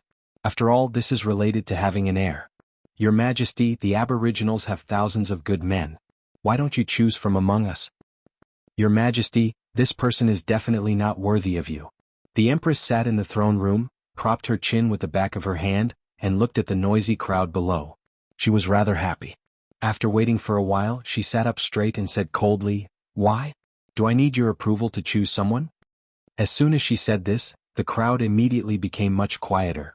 However, they still said, "Your Majesty, please reconsider. If I choose a son-in-law, so what if he's strong or weak? Which man in this world can compare to me? Can you kidnap the other 5 people besides Li Yuanzhu?" The Empress said coldly. "Moreover, it's hard to say whether they can beat me. Even if they aren't strong, they definitely can't be too weak. This person is frail and can never have an heir with you," someone said. "Our imperial treasury can't push someone to the earth wheel level? What a joke." The Empress sneered. Everyone was speechless. If the Empress wanted to, she could definitely push a fool to the earth wheel level in a short period of time. Although an earth wheel expert wasn't considered strong, it was possible for him to have an heir. But this person's origin is unknown. Someone tried to say. "So what if his origin is unknown? What are you afraid of?" The Empress asked. What was there to be afraid of? Everyone was just trying to find a reason to make the Empress retract her order. Even if he was an earth wheel expert, the Empress could kill him with a wave of her hand. What was there to be afraid of? However, after the Empress said this, they couldn't possibly say, "I just want you to change to another one, right? You have to find a reason, right? He looks exactly like the 7th Prince of Great Xia. It's hard to believe that he isn't related. Your Majesty should be more cautious. If he's really a member of the royal family of Great Xia and Her Majesty chooses him as a son-in-law, I'm afraid it'll be detrimental to Dayo," someone else advised. "The royal family of Great Xia doesn't have the ability to do so. Naturally, I can prove that he has nothing to do with Great Xia." The Empress waved her hand. The royal family of Great Xia couldn't allow a person to suddenly appear and disappear. Also, his messy things and words weren't from Great Xia. Everyone objected for a long time, but in the end, they were unable to sway the Empress. Seeing this, Hongwu took a step forward and said, "Your Majesty, I don't have to object, but I wonder what you see in him?" The Empress stretched out her fair fingers and gently stroked her chin. "I don't hate it." This was the Empress's answer. At the end of the day, it could be summed up in 3 words, "I don't hate it." The Empress was very clear that she had to find someone to give birth to an heir. However, how many men in the world were worthy of her? Others only knew that she was number 7 in the world, but now that she was ranked again, it was hard to say how many people were in front of her. Even if there were, those few would be over 50 years old. Since she became her current position at the age of 16, other than the court officials and imperial guards, how many people had she interacted with? Needless to say, the Aboriginals kept quiet out of fear when they saw her. As for the foreigners that she saw during the birthday celebrations every year, it was hard for her to be interested. Even though Ren Baqin was weak, at least he made her feel that he was interesting. He could cry miserably, talk and perform a bunch of tricks. Not to mention he was pretty fun. To her, who was already at the top, strength and status weren't important. In any case, he wasn't as good as her and wasn't worthy of her attention. In her eyes, he wasn't even as good as pretty fun. And those candies, she liked them very much. That mirror, she liked them very much. That sentence, she liked them very much. When a person did a few things that she liked, she would have a good impression of him. It would also save others from bothering her. Hongwu looked at the Empress with an indescribable complex feeling. He really didn't want Her Majesty to choose that fellow, just like how no father would want his daughter to marry a wretch. With his strength and status, how could he possibly like Ren Baqin? However, for the past few years, the Empress hadn't been interested in him at all. Just as Hongwu was worrying about this, the Empress unexpectedly chose him and gave the reason, "I don't hate him. Your Majesty, in my opinion, why don't you arrange a position for him first? When he reaches the earth wheel level, if you think it's okay, you can appoint him as a prince," Hongwu said after a moment of silence. Sir Hongwu. Everyone was shocked as they didn't expect him to say this. "I also agree with General-in-Chief who supports the nation." Shi Qing, who had been silent for the whole night, stepped forward and said, "Then it's decided. Disperse." The Empress immediately made the decision. Since Hongwu and Shi Qing had said so and the Empress had already made the decision, the others had no choice but to pinch their noses and accept it. After the crowd dispersed, The court officials surrounded Hong Wu and Shi Qing as soon as they left the palace. "Sir, is Her Majesty really going to choose that fellow as her son-in-law?" Hong Wu stopped in his tracks, looked back at the palace gates that were still open and asked, "What's the point of objecting? We naturally know that it's difficult to change Her Majesty's mind, but this matter is really too important. We still hope that Her Majesty will reconsider," someone immediately said. Hong Wu shook his head slightly. Such an objection would definitely not end well. Her Majesty was no longer the girl from before. It wasn't that the others didn't know Her Majesty's temperament, but they didn't know how to persuade her other than objecting. If he wants to reach the Earth Wheel level, even with Her Majesty's help, it will take at least 2 to 3 years. "Too many things can happen in 2 to 3 years, Hong Wu said, then ignored the crowd and left. Shi Qing's words were similar to Hong Wu's. 2 to 3 years is enough for Her Majesty to seriously consider this matter. If Her Majesty still made the same decision at that time, then it shall be him." Seeing that the two big shots had said so, the others also understood what they meant. Since they couldn't change Her Majesty's mind, then they would leave it at that. Too many things could happen in these 2 to 3 years. Maybe Her Majesty would hate him and kill him with a slap. Maybe he would fall sick and die. Who could say? If Her Majesty didn't change her mind at that time when he reached the Earth Wheel level, then everyone could only accept it. In any case, wouldn't Her Majesty's bloodline be preserved? Thinking about it this way, it seemed to be a little better than having the Empress be uninterested after being urged by everyone year after year.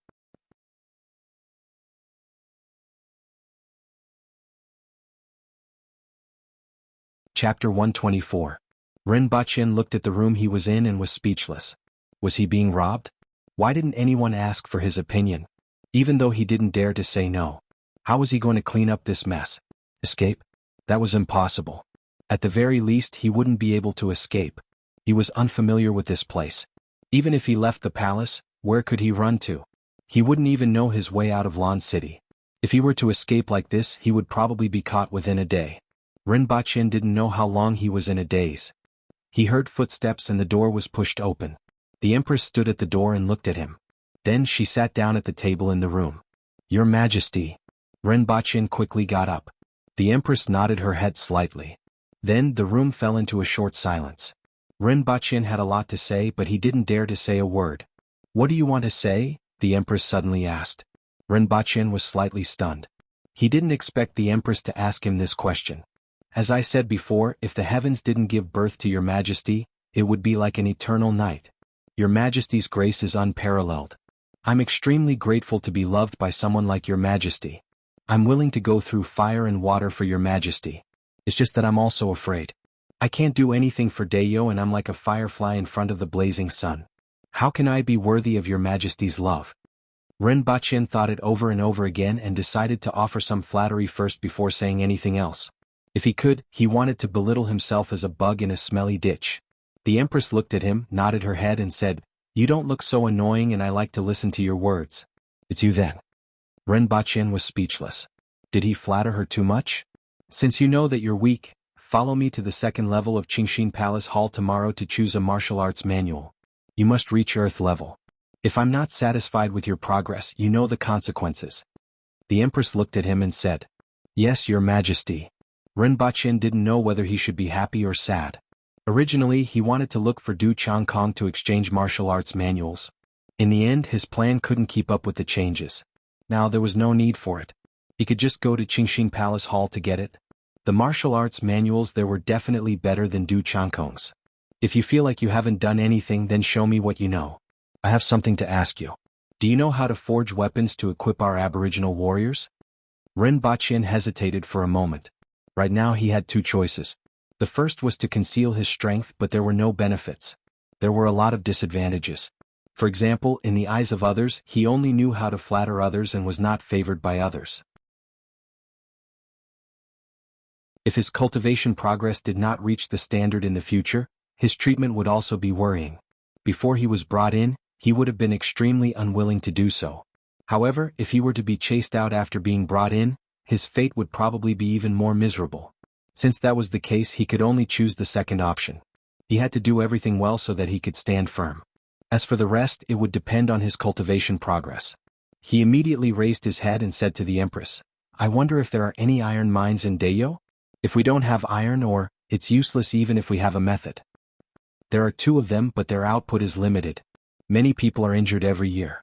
Furthermore, it's very difficult to refine the iron ores that are pulled back. The Empress was very pleased to see that he really had a solution. I have a method to refine iron ores. As for whether the output can be increased, I'm afraid I will only know after seeing it in person, Rinpoche continued. The Empress nodded her head slightly.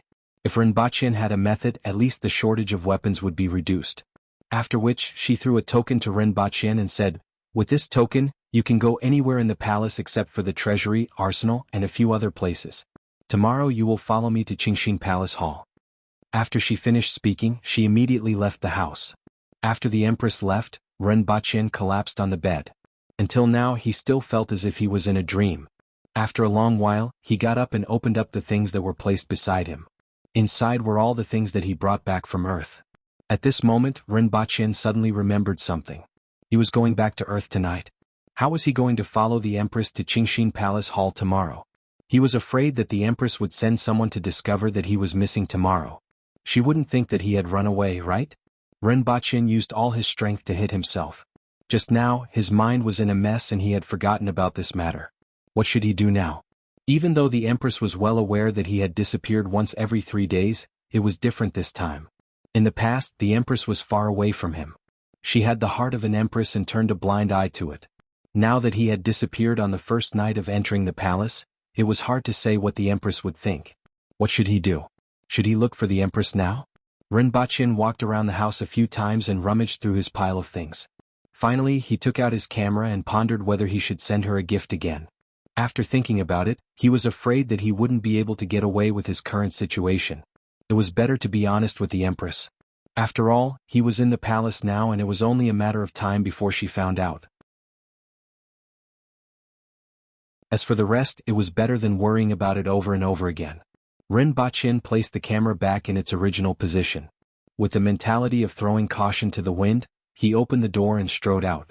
Outside the room was a garden that was at least 300 to 400 square meters. There was also a small stream flowing through the courtyard. Unknown insects were flapping their wings and chirping in the night. Rinpoche strode to the entrance of the courtyard and saw an imperial guard standing at the door. Storyteller Ren. That imperial guard turned his head and saw him. He hesitated for a moment and didn't know how to address him. However, this was Rinpoche's current position. "I have an important matter to discuss with Her Majesty." Rinpoche cupped his fists and said. "Storyteller Ren, follow me." That imperial guard nodded and said. After taking a few steps, Rinpoche suddenly thought of something. He could see the Empress whenever he wanted to? Impossible, right? He was afraid that the Empress had instructed him in advance. He might have forgotten about that matter, but the Empress probably didn't. Was she waiting for him to confess to her? Thinking of this, Rinpoche felt a chill at the back of his neck. The Empress returned to the palace. That mirror was standing not far from her bed. She walked to the front of the mirror and could see the reflection of the object in the distance. It was clearly visible and there wasn't a trace of unnaturalness. It was much better than the bronze mirror. The Empress came to the front of the mirror and quietly sized up the woman in it. After a while, she looked at the words on both sides of the mirror and reached out to touch it. It was smooth. The words were engraved on the back of the mirror. After a long time, the Empress retracted her gaze, turned around and reclined on the bed. Qing Yuan and Hong Yuan, who were at the side, quickly served fruits and wine. "Do you have something to say?" The Empress looked up and seemed to have something to say. She opened her mouth and said, "I have always treated you well. If you have something to say, just say it." Hong Yuan placed the fruits at the side, walked to the Empress's back and massaged her shoulders. She swallowed the words that were at the tip of her tongue and said, "Your Majesty, you have a candidate. Both of us are naturally happy for you." The 9th update. Thank you Hehe.233 Diver Lu for reading the book. Fell continue to update. Also thank you Eli. I will add more updates when I have enough rewards. I will continue to write my story.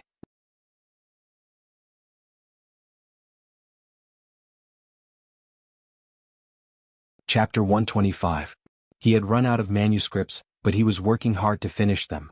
He should be able to finish 2 chapters today.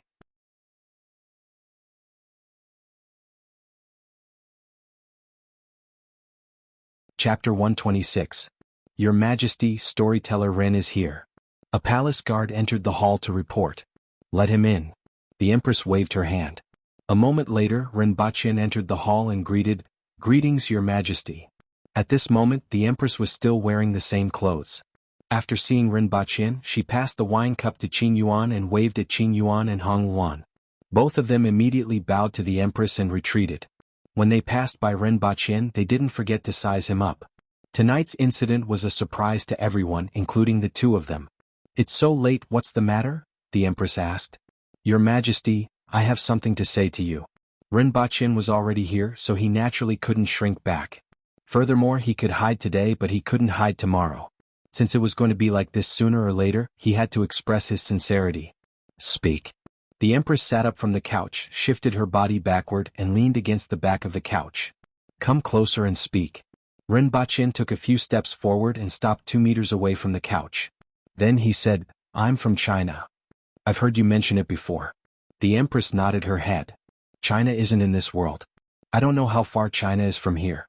Perhaps it's separated by an entire galaxy or even a different universe," Rinpoche said. "I thought this was the only world in this world. Is there a world outside of the galaxy? Isn't that the place where the gods lived in?" The Empress asked. "I don't know about other things, but Earth is definitely not the place where the gods lived." Rinpoche shook his head. "Is Earth the place where you live?" "Continue speaking." "I have to return to Earth once every 3 days and return after 1 day. I'm afraid Your Majesty already knows about this, and I don't want to hide it from you. This kind of return trip is beyond my control and I have no choice," Rinpoche said. "So you can't stay here?" The Empress's voice didn't change much, but Rinpoche felt the surroundings suddenly turn cold. Rinpoche felt a chill down his spine, but he forced himself to remain calm and said, "Your Majesty, you're wrong." Rinpoche mobilized all his brain power, and without waiting for the Empress to speak, he directly said, "I never knew why I had the opportunity to come here. But these days I suddenly realized that there was a reason why I came to this world. I came for His Majesty. Otherwise, why would I appear in front of Your Majesty's carriage instead of somewhere else? It was meant to be. Just as Your Majesty is destined to be the king of this world, I am destined to come here to accompany Your Majesty. This was arranged by the heavens, and the heavens were the most powerful. Since the heavens have arranged for me to be by Your Majesty's side, I will never leave." "Tell me the truth," the Empress said as she looked at Rinpoche carefully. "Every word I said is true and comes from the bottom of my heart. If God has arranged for me to stay by Your Majesty's side for a period of time, I hope it will be 10,000 years." After Rinpoche finished speaking, he could clearly feel the Empress withdrawing her aura. "If I find out that you lied to me, you know the consequences," the Empress said. Her pair of phoenix eyes were filled with an indescribable look. Even though she was the Empress, she had never heard such words before. Her gaze toward Rinpoche became gentler and gentler. "It's just that I really can't control my movements, so I'll have to go back tonight. However, I feel that it's also a good thing to go back. I can help Your Majesty find something worthy of Your Majesty." "Pour me some wine," the Empress said. Rinpoche nimbly filled the wine cup beside him and passed it to the Empress. After seeing that she had finished drinking, he filled another cup for her. "Remember your words," the Empress said again. "How can I not remember? Even if I lose my life, I will still look up to Your Majesty from the netherworld," Rinpoche said. "Drink this cup of wine." The Empress immediately handed the wine cup over. Rinpoche looked at the wine cup in the Empress's hand and thought that this was an indirect kiss, right? However, his hands didn't slow down. After receiving the wine cup, he drank it in one gulp. He felt that there seemed to be a fragrant aroma in the wine. "I will remember your words. Go back and look for me the day after tomorrow," the Empress said. "I will take my leave." Rinpoche placed the wine cup at the side, bowed to the Empress and left. When he walked out of the door, he saw Qing Yuan and Hong Luan standing not far away. "Greetings to the two ladies." Rinpoche cupped his hands toward them. "Greetings to storyteller Rin." Both of them bowed as well. Today, Rinpoche was no longer just a storyteller. Even if their attitude toward him wasn't like how they treated the Empress, it was still much better than before. Rinpoche found the Imperial Guard outside and asked him to bring him back to his previous room. After closing the door, Rinpoche went back to his bed and thought about the Empress's every move just now. He remembered the change in the Empress's attitude. So far, it seemed that he had done a good job. He wasn't too sure about other things, but Rinpoche could see that the Empress liked to listen to flattering words. This was normal. Since ancient times, who hadn't been like this?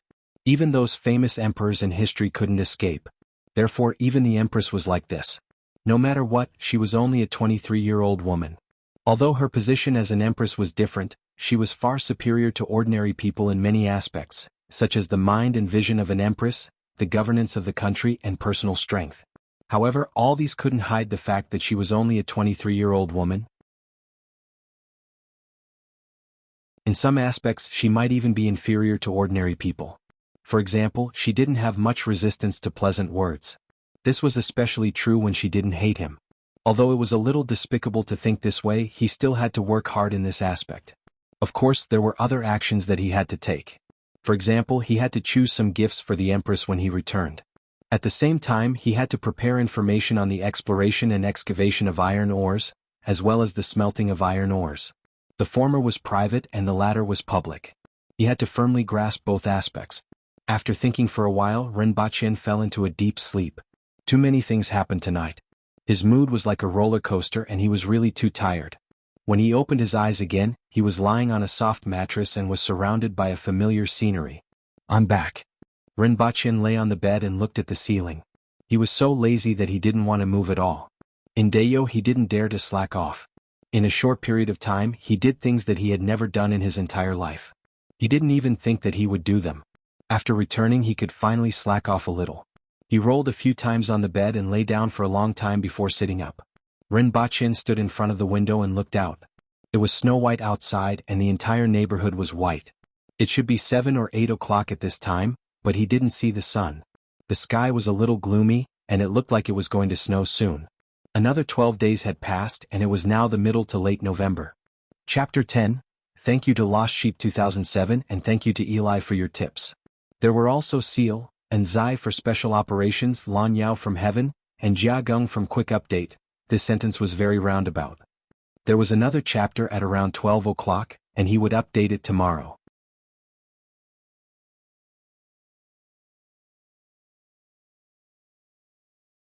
Chapter 127. Rinpoche stood in front of the window for a while and seemed to have regained some of the feeling of being on Earth. He turned around and looked at the surveillance camera to see how he left this place 3 days ago. He sat on the chair and rewound the footage. When he appeared on the camera, it stopped and then played forward. At that time he was sleeping on the bed. Then he disappeared into thin air along with the things beside him in the bedsheets. There were no signs and there was nothing wrong. Rinpoche rewound the footage again and played it again in slow motion.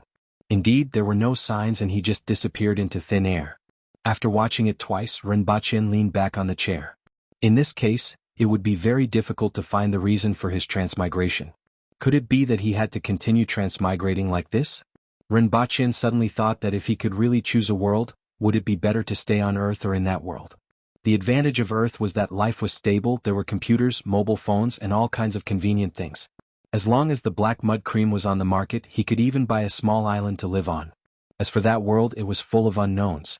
Kirin, Sword Mountain, Spirit Sword, the top 10 experts in the world and perhaps other things that he did not know. If he was in that world, he would be able to experience many unknowns. However, the disadvantages were also very obvious. For example, he would always be in the hands of the Empress. In all fairness, Rinpoche did not think that she was bad. However, the difference in strength and status was too big. He was like an ant in front of the other party. If the other party did not like him one day, she could crush him with one hand. This gave him no sense of security at all. His heart was always in suspense. He was not a person who loved adventure. If that was the case, it seemed that he would rather stay on Earth. Unfortunately, he did not have the opportunity to choose. He could only continue to be passive. He went to the kitchen and made a bowl of noodles. He had not eaten it for a long time and smelled the aroma. I wonder what would happen if I brought a few bags of instant noodles for the Empress? Rinpoche suddenly had this idea. However, he decided to forget about it. It seemed that the Empress liked sweet food and wine more. He could bring some for her. After finishing the instant noodles and drinking the soup, Rinpoche returned to his room and sat in front of the computer to look up iron ore prospecting, mining, steelmaking and blast furnace technology. After an unknown period of time, Rinpoche heard someone coming in. He opened the door and realized that it was the housekeeper. "Mr. Rin, you're back," the other party greeted him after seeing him. "Okay, you guys are busy." Rinpoche nodded, closed the door and looked at the time. It was already 1 o'clock in the afternoon. He spent the entire morning looking up information, so he didn't pay much attention to the time. Fortunately, Rinpoche had found most of the information. Furthermore, Rinpoche had also selected some of them. It should be able to be built in Dayo. He just had to find a place to print it out when he returned. After going out for lunch, he went to the supermarket and bought all kinds of candies and chocolates. This time he didn't just buy White Rabbit creamy candies. He also bought some from Su Fuji. He also bought a box of liquor, Red Star Erguoto and Nulanshin Erguoto. Even though it was an ordinary bottle, it was much better than the strong alcohol that the Empress drank from the Yun nation. After moving these things back to the carriage, the Empress's preparations were more than half complete. However, Rinpoche felt that he should still buy other things that could interest her. Then he went to a special gift shop and bought a clockwork music box. There was a crystal ball on top, a crystal merry-go-round inside, and the music was city in the sky. At the very least it looked sparkling and translucent. Young girls might like it. The price was also very cheap, less than 200 yuan. I wonder if she will be interested, Rinpoche thought as he walked with the music box in his hand. Inexplicably, he felt like he was buying a gift for a girl that he had a crush on. Unfortunately, it wasn't. He had never done that kind of thing before. It seemed that he had liked a girl when he was in junior high, but he had never spoken about it. Up until now, he couldn't even remember what she looked like.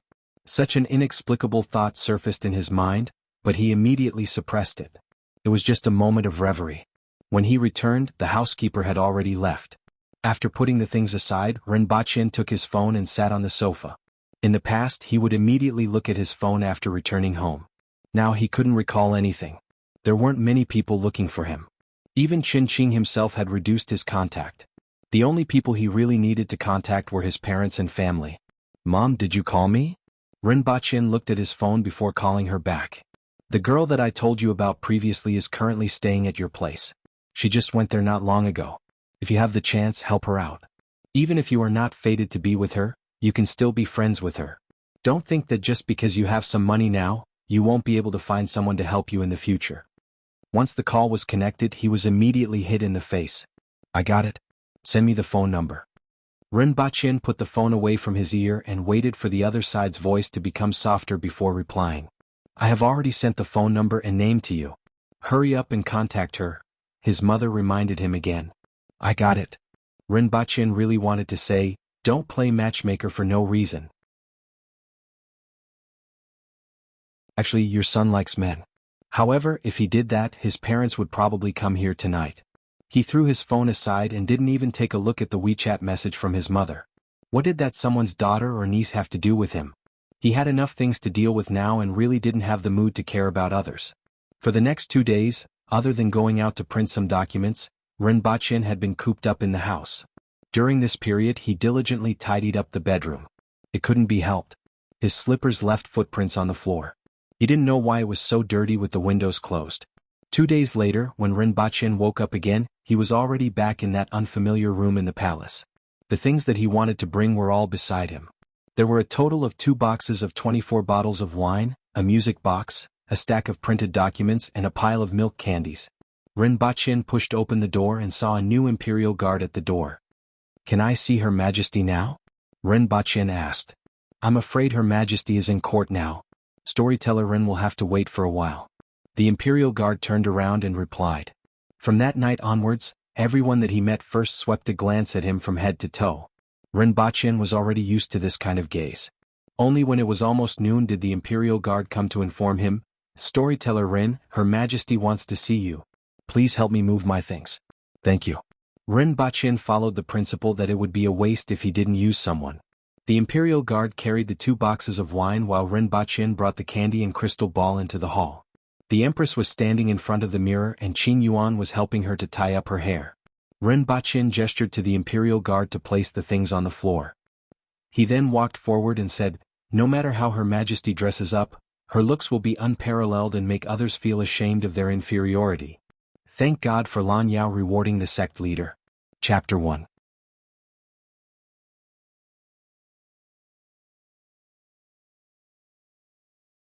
Chapter 128.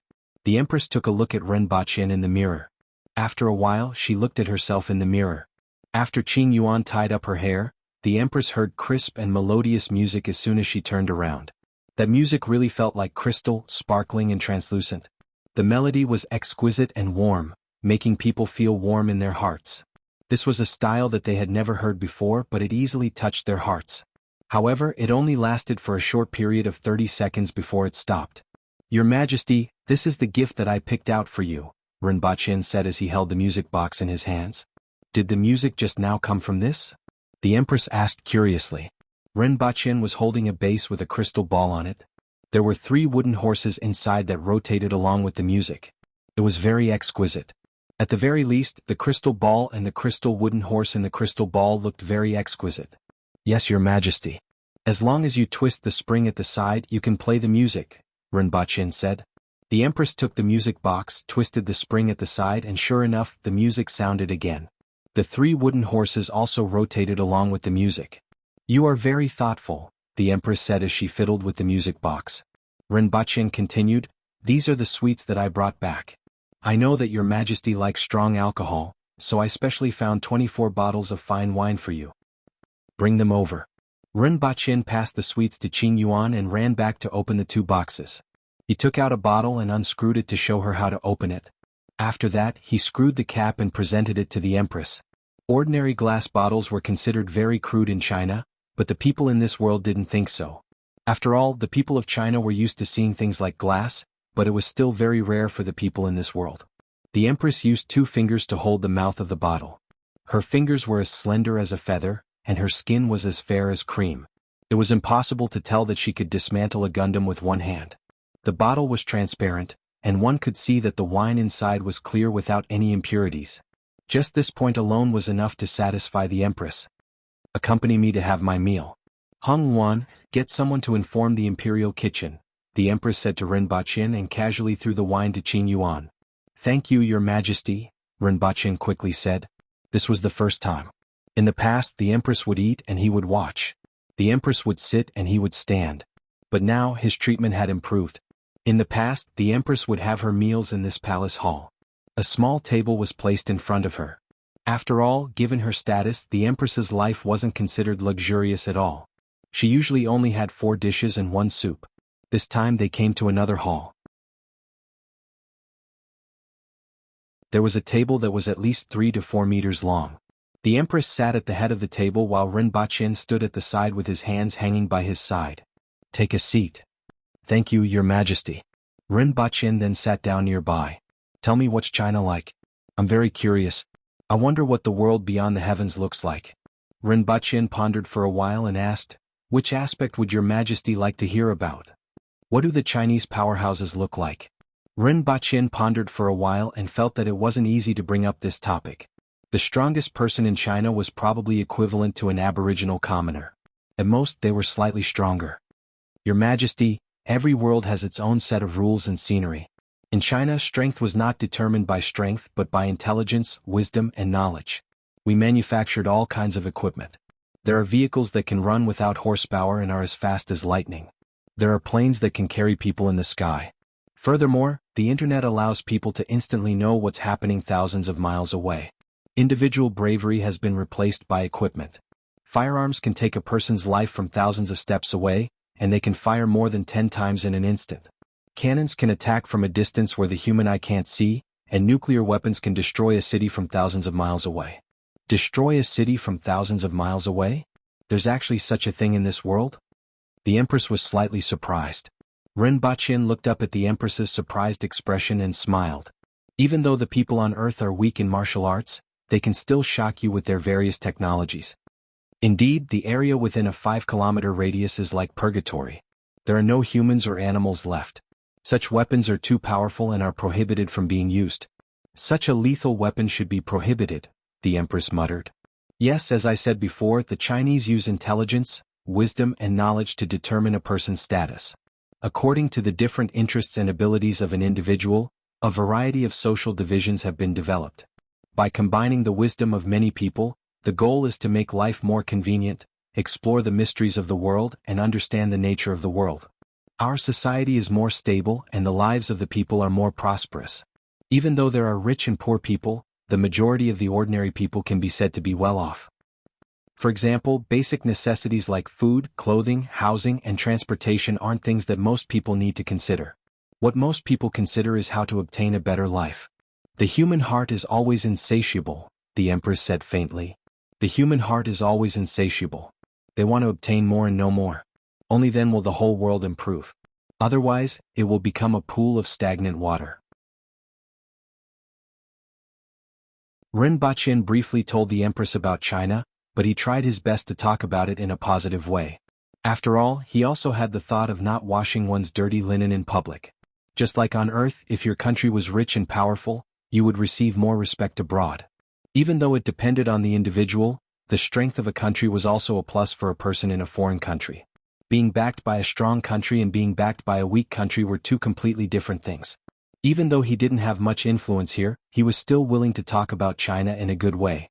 While they were talking, the dishes were served. Rinpoche didn't say anything else. Instead, he got up and poured a glass of wine for the Empress. The Empress took a sniff and drank it in one gulp. Then she nodded and said, "Not bad."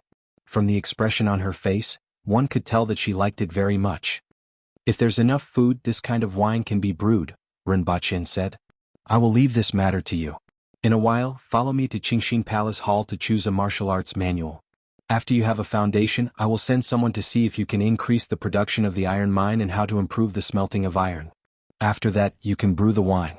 I don't need a lot, just enough for the palace to drink," the Empress said after thinking for a while. Rinpoche nodded. This matter wasn't difficult. In fact, Dayo wasn't lacking in food, but most of it was meat, vegetables, and rice. Therefore, the Empress didn't dare to brew too much. "Actually, we can brew wine and exchange it with the Yin Nation, the Qin Nation, and Great Xia for food, salt, and even ironware. This kind of high-alcohol wine will definitely have a considerable market in those two nations. I just don't know the standard of the wine in the palace banquet in those two nations?" Rinpoche asked. During the banquet that day, the wine in the palace was much better than the wine that caretaker Sure brought out. However, it was still inferior to the high-alcohol wine on Earth in terms of taste, color, and other aspects. Rinpoche wanted to know the standard of the wine in the other nations. "It's considered high grade." "That's right. If we can brew wine that's better than theirs, we can sell it to other nations at a high price. Then we can buy the necessities we need. Things that others don't have but need will be of high value. There has always been a huge market for things like wine." Rinpoche laughed.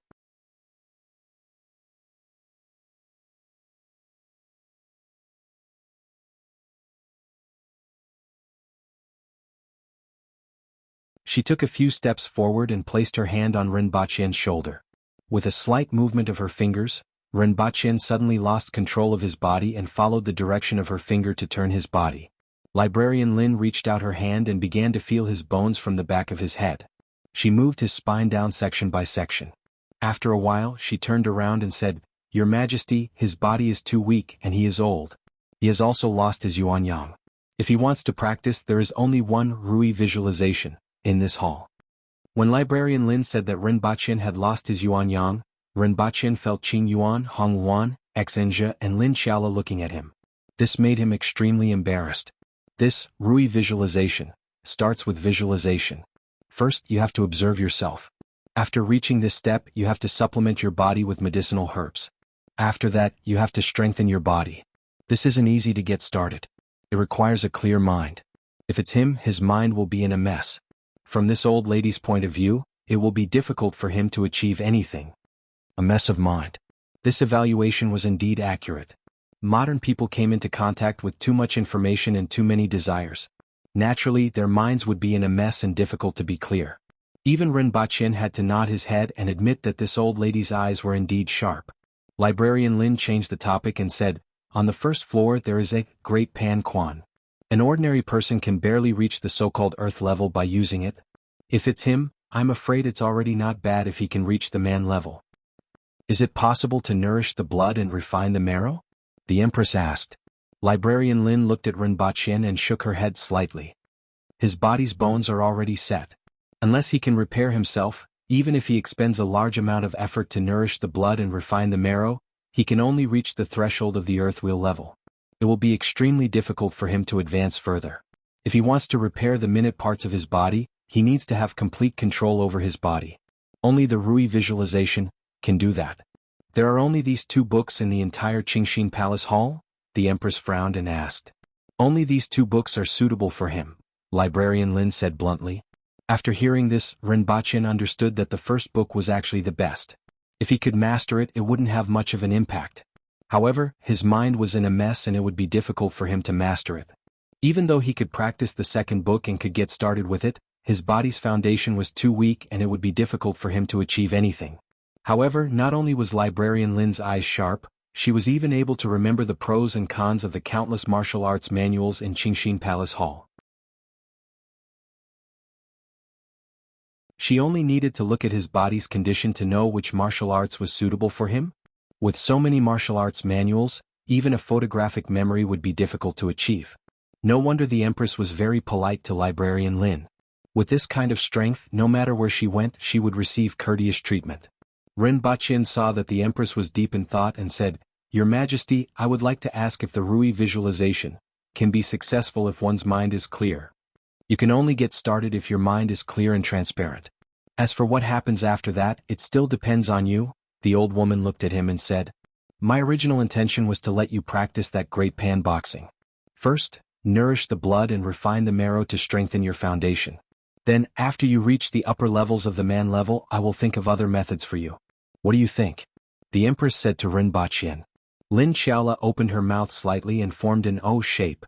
The Empress had personally brought him to find a martial arts manual for him. It was already a great kindness. She actually asked for his opinion? Did the Empress think so highly of him? In fact, what happened that day had almost spread throughout the palace. She was the only one who didn't know anything as she lay there sleeping every day. However, even though Qing Yuan, Hong Luan and Xanzha were clear about the matter, they still felt that the Empress treated Rinpoche differently. If it was someone else, why would the Empress spend so much effort to pave the way for him? "Your Majesty, allow me to consult Librarian Lin. May I know how long it takes for a person with a clear mind to get started with Rui visualization? Also, what is the standard for a person with a clear mind?" Rinpoche asked. "A clear and transparent mind without any distracting thoughts. It only takes 1 day of comprehension and 1 month of comprehension. This martial arts manual only requires a clear mind and doesn't have high requirements for other things. It's just that not many people can do this," Supervisor Lin said. "I'm willing to give it a try for 2 months. If it doesn't work, I will change to another method." "I seek your Majesty's permission," Rinpoche said to the Empress. "If you want to give it a try, then go ahead. I will see if there are any other methods within these 2 months." The Empress nodded her head. After all, Rinpoche came from another world. Since he made such a request, perhaps he had his own methods. At the same time, she could also make use of this time to prepare and see if there were any other methods. The others were somewhat moved. Under such circumstances, the Empress was still thinking of ways to help Rinpoche. This kind of favor was really generous. The reality was indeed as the Empress had thought. Rinpoche knew that he was just an ordinary person. It was as difficult as ascending to heaven to achieve a clear mind. However, the idea of having a clear mind made him think of 2 religions. Taoism and Buddhism had great attainments in the cultivation of the mind. Perhaps he could seek guidance from them first. Perhaps he would gain something.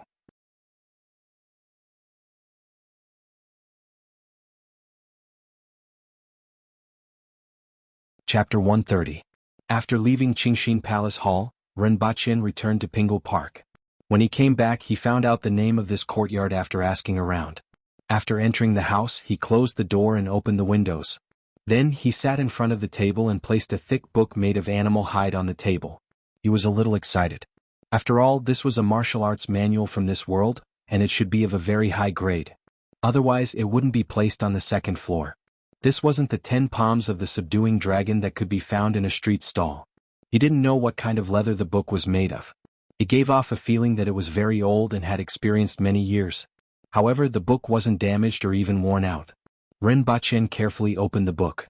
On the first page there was a drawing of a lake. Some of the surrounding corners could be seen as land, as well as some scattered weeds and trees. Although it was just a few strokes, the charm was completely outlined. It was as if a gust of water vapor was blowing against his face. There was a line of small words below. However, after looking at it for a long time, Rinpoche could only recognize one word. If he didn't guess wrongly, it should be water. After all, there were many similarities between hieroglyphs. However, he was at a loss for the other words. Every word was like a drawing. The Empress didn't ask about his progress and he had forgotten about it. Seems like I still have to learn how to read. At least I have to find someone to translate this book. Rinpoche pondered and flipped a few pages. On the second page there were many small words. On the third page there was a forest. On the fourth page there were many more small words. Rinpoche continued to flip to the next page. It was a page of pictures and a page of words. There were a total of 9 pictures. After the 18th page there were 5 or 6 pages full of words. The last page was another picture. Forget it, I can't understand anything. If I can learn it just by looking at pictures, then it's simply a joke. Rinpoche carried the book and went to Qingxin Palace Hall. This Rui visualization shouldn't be a problem for Lin Xiaola to read, but not for other people. Therefore he still had to look for that girl who was always sleeping. With the token that the Empress threw at him that day, he wouldn't be affected by most places in the palace as long as he didn't get lost. Occasionally he would meet maids along the way. They would look at Rinpoche curiously before quickly leaving. After all, this was the first time they encountered such a situation. They didn't know what to do and could only keep a distance. When he opened the door of Qingxin Palace Hall, Lin Xiaola was still dozing off and her face was plastered on the table. Apart from the few days when Rinpoche was learning how to read, she would sleep for at least 20 hours out of the 24 hours a day. It was to be expected that she would be like this. Rinpoche knocked on the table a few times to wake her up. When she realized it was Rinpoche, she immediately yawned again. With an unhappy look on her face she asked, "What are you doing here again?"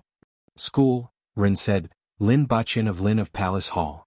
"Rin has school." "Lin is Lin.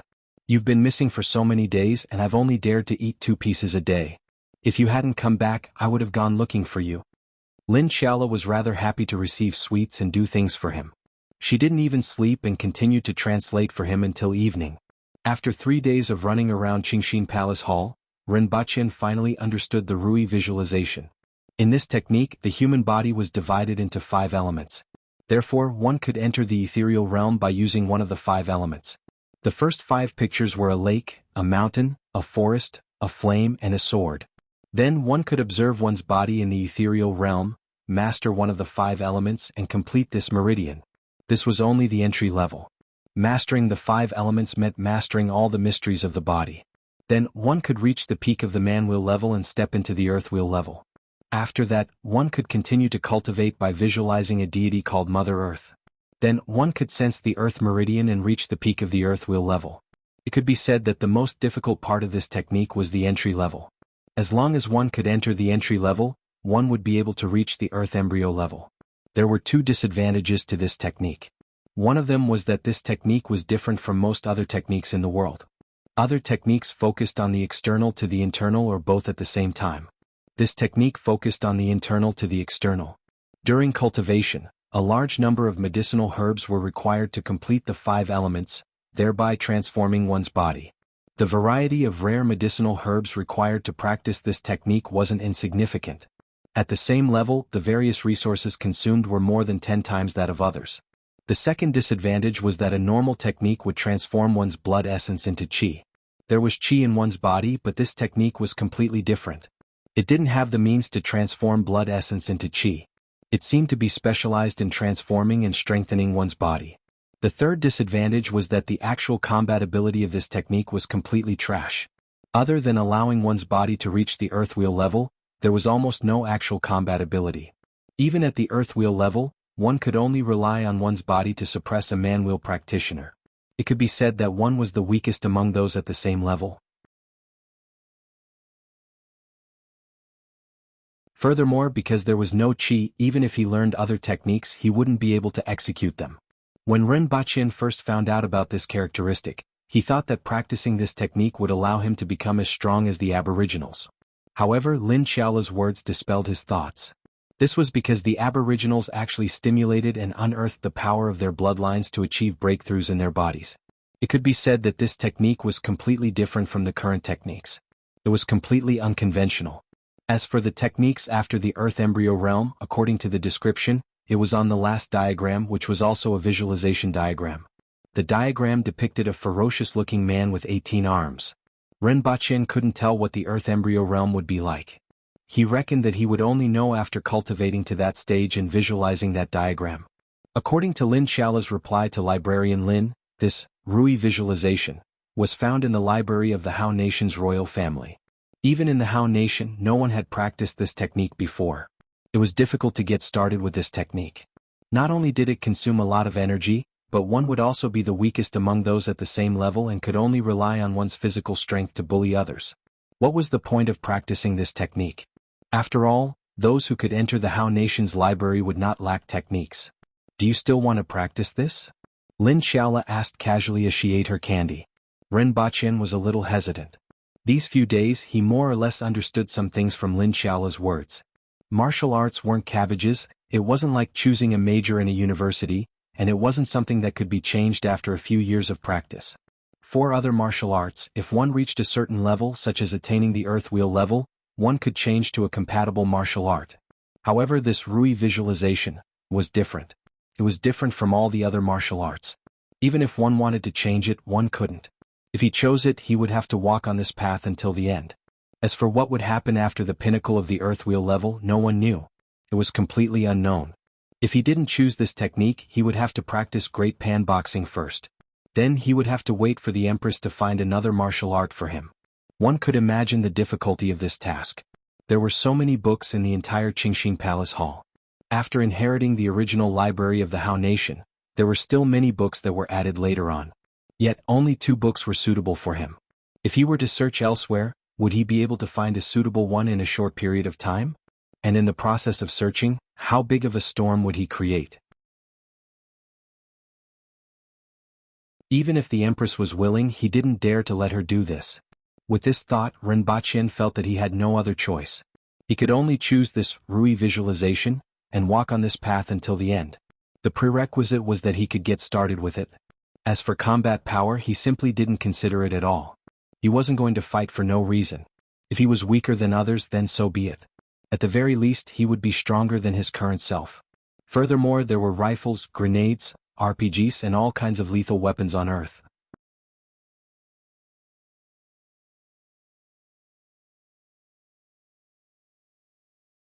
Chapter 131. In the main hall, the Empress was sitting upright. After a while, Hongwu strode into the hall.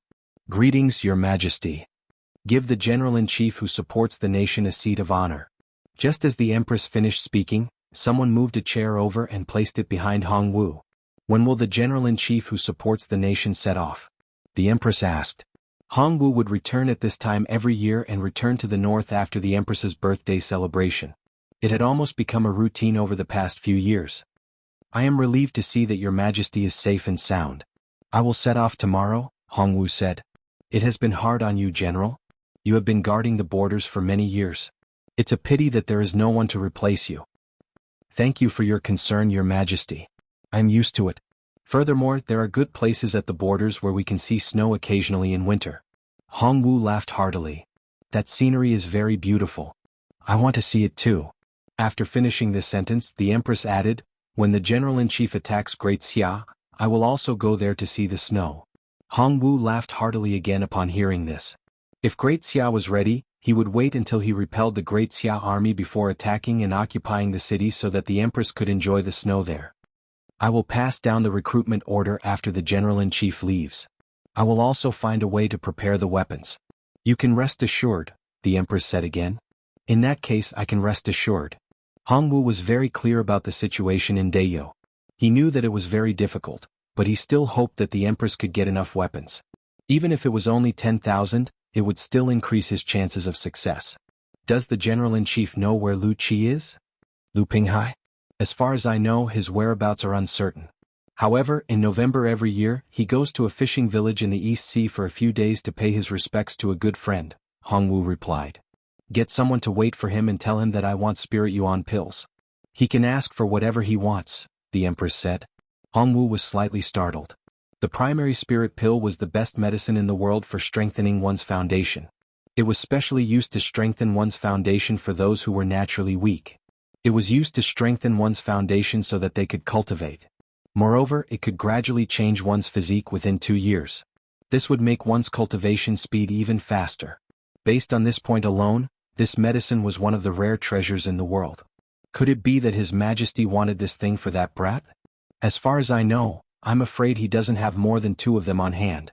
2 years ago I wanted to exchange one with him but he refused. In the end, the two of them had a big fight and both of them were injured. I'm afraid it won't be easy, Hongwu said with a bitter smile.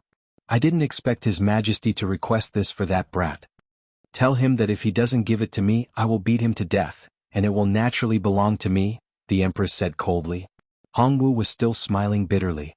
In any case, Lu Haiping was ranked 8th in the world and was only slightly weaker than Her Majesty. How could he be killed so easily? Even if His Majesty could defeat him, it would not be easy for His Majesty to keep him here. At this point, no one could stop him if he wanted to escape. Furthermore, Lu Pinghai's hometown was in the Yun nation. Could it be that His Majesty wanted to personally visit the Yun nation? After a while, Hongwu returned to the mansion with a slight frown. Grandpa, the way you're frowning makes you look old. Hong Xian jumped in front of Hongwu and smoothed his frown with her palm. Hong Xian, what kind of person is Ren Baqian? Hongwu inquired. At the mention of Ren Baqian, Hong Xian's face immediately turned black. After returning that day she didn't receive any punishment, but Yaozi was whipped 10 times. Then she was scolded by her father and was still locked up at home. That scoundrel was actually chosen by Her Majesty as her husband? What exactly did Her Majesty see in him? Hong Xian couldn't figure it out. She didn't like Ren Baqian at all. However, when asked about this matter by her godlike grandpa, she didn't dare to add fuel to the fire. She only recounted everything that happened that day. I see. Hongwu nodded his head thoughtfully. From his granddaughter's words and what he saw that day, Ren Baqian was a vile person. It wasn't a good thing to keep such a person by Her Majesty's side. However, it was better to let someone keep an eye on Ren Baqian and continue to observe him. After all, the most important thing now was to prepare for Great Xia's actions. If Ren Baqian discovered that Ren Baqian was really as he thought, he couldn't be allowed to live. Ren Baqian naturally didn't know what the Empress was preparing for. He also didn't know that he was being targeted by the second most powerful person in Deyo. After staying in Qingxin Palace Hall for 3 days, Ren Baqian returned to Earth. He tried to use Rui visualization for the past 2 nights, but he couldn't enter that kind of empty state. Once he calmed down, all kinds of thoughts would fly around in his mind like wild horses galloping on the prairie. Even if he tried his best to control his mind, all kinds of thoughts would emerge in his mind after 10 to 20 seconds. Therefore, the first thing he did after waking up was to turn on his computer and search for famous Taoist temples to see if they had any solutions. The first thing he went to was the Laojun Temple near the city. The temple was very prosperous. Ren Baqian first gave 5,000 yuan of incense money and requested to see the temple master to consult about something. After a while, Ren Baqian came out of the Laojun Temple. Taoism indeed had a way to calm the mind. The main point was to keep one's mind and pursue not a single thought. In between, all thoughts had to be extinguished. However, in this case, it seemed like he couldn't practice Rui visualization. How could he practice it without any thoughts? When he came out of that state, distracting thoughts arose again. Unless he practiced for a long period of time, the distracting thoughts would be reduced after a long period of time. However, whether he could achieve his goal or not, it would take too long. Even so, Ren Baqian still brought this meditation method with him. If the Buddhist method didn't work, he could only try this method first. The next stop was the Grief Temple in another city. It was also quite famous on the internet. The monks here persisted in their ascetic practice. In this day and age it was very rare. In any case, most people would think of fat heads and big ears when they mention monks. Ren Baqian arrived at the foot of the Grief Temple in the afternoon. When he went up the mountain he saw the abbot. He was a skinny monk with drooping eyebrows and was in his 50s. Master, because I want to do something, I need to clear my mind in a short period of time. How can I do it? Ren Baqian asked directly. The monk drew a circle on the ground and said, if you smear the inside of the circle with ink, can it be erased after a day? I'm afraid it can't be erased. Ren Baqian shook his head. After a day the ink would have seeped in. He understood what the monk meant. The monk was saying that the distracting thoughts had already taken root in his mind. Just like the ink, it couldn't be erased. That's right. It can't be erased unless the soil is dug away. However, if you want to clear your mind in a short period of time, there's only one way, the monk said. How do I do it? Ren Baqian's spirit was lifted. It was good that there was a way. Smack it with a brick and lose your memory. You will forget everything and your mind will be blank. You can do whatever you want and it will naturally become clear, the monk said. Ren Baqian really wanted to curse. Damn you. I'm afraid this benefactor is also unwilling. If you forget, you won't be you. The monk laughed again.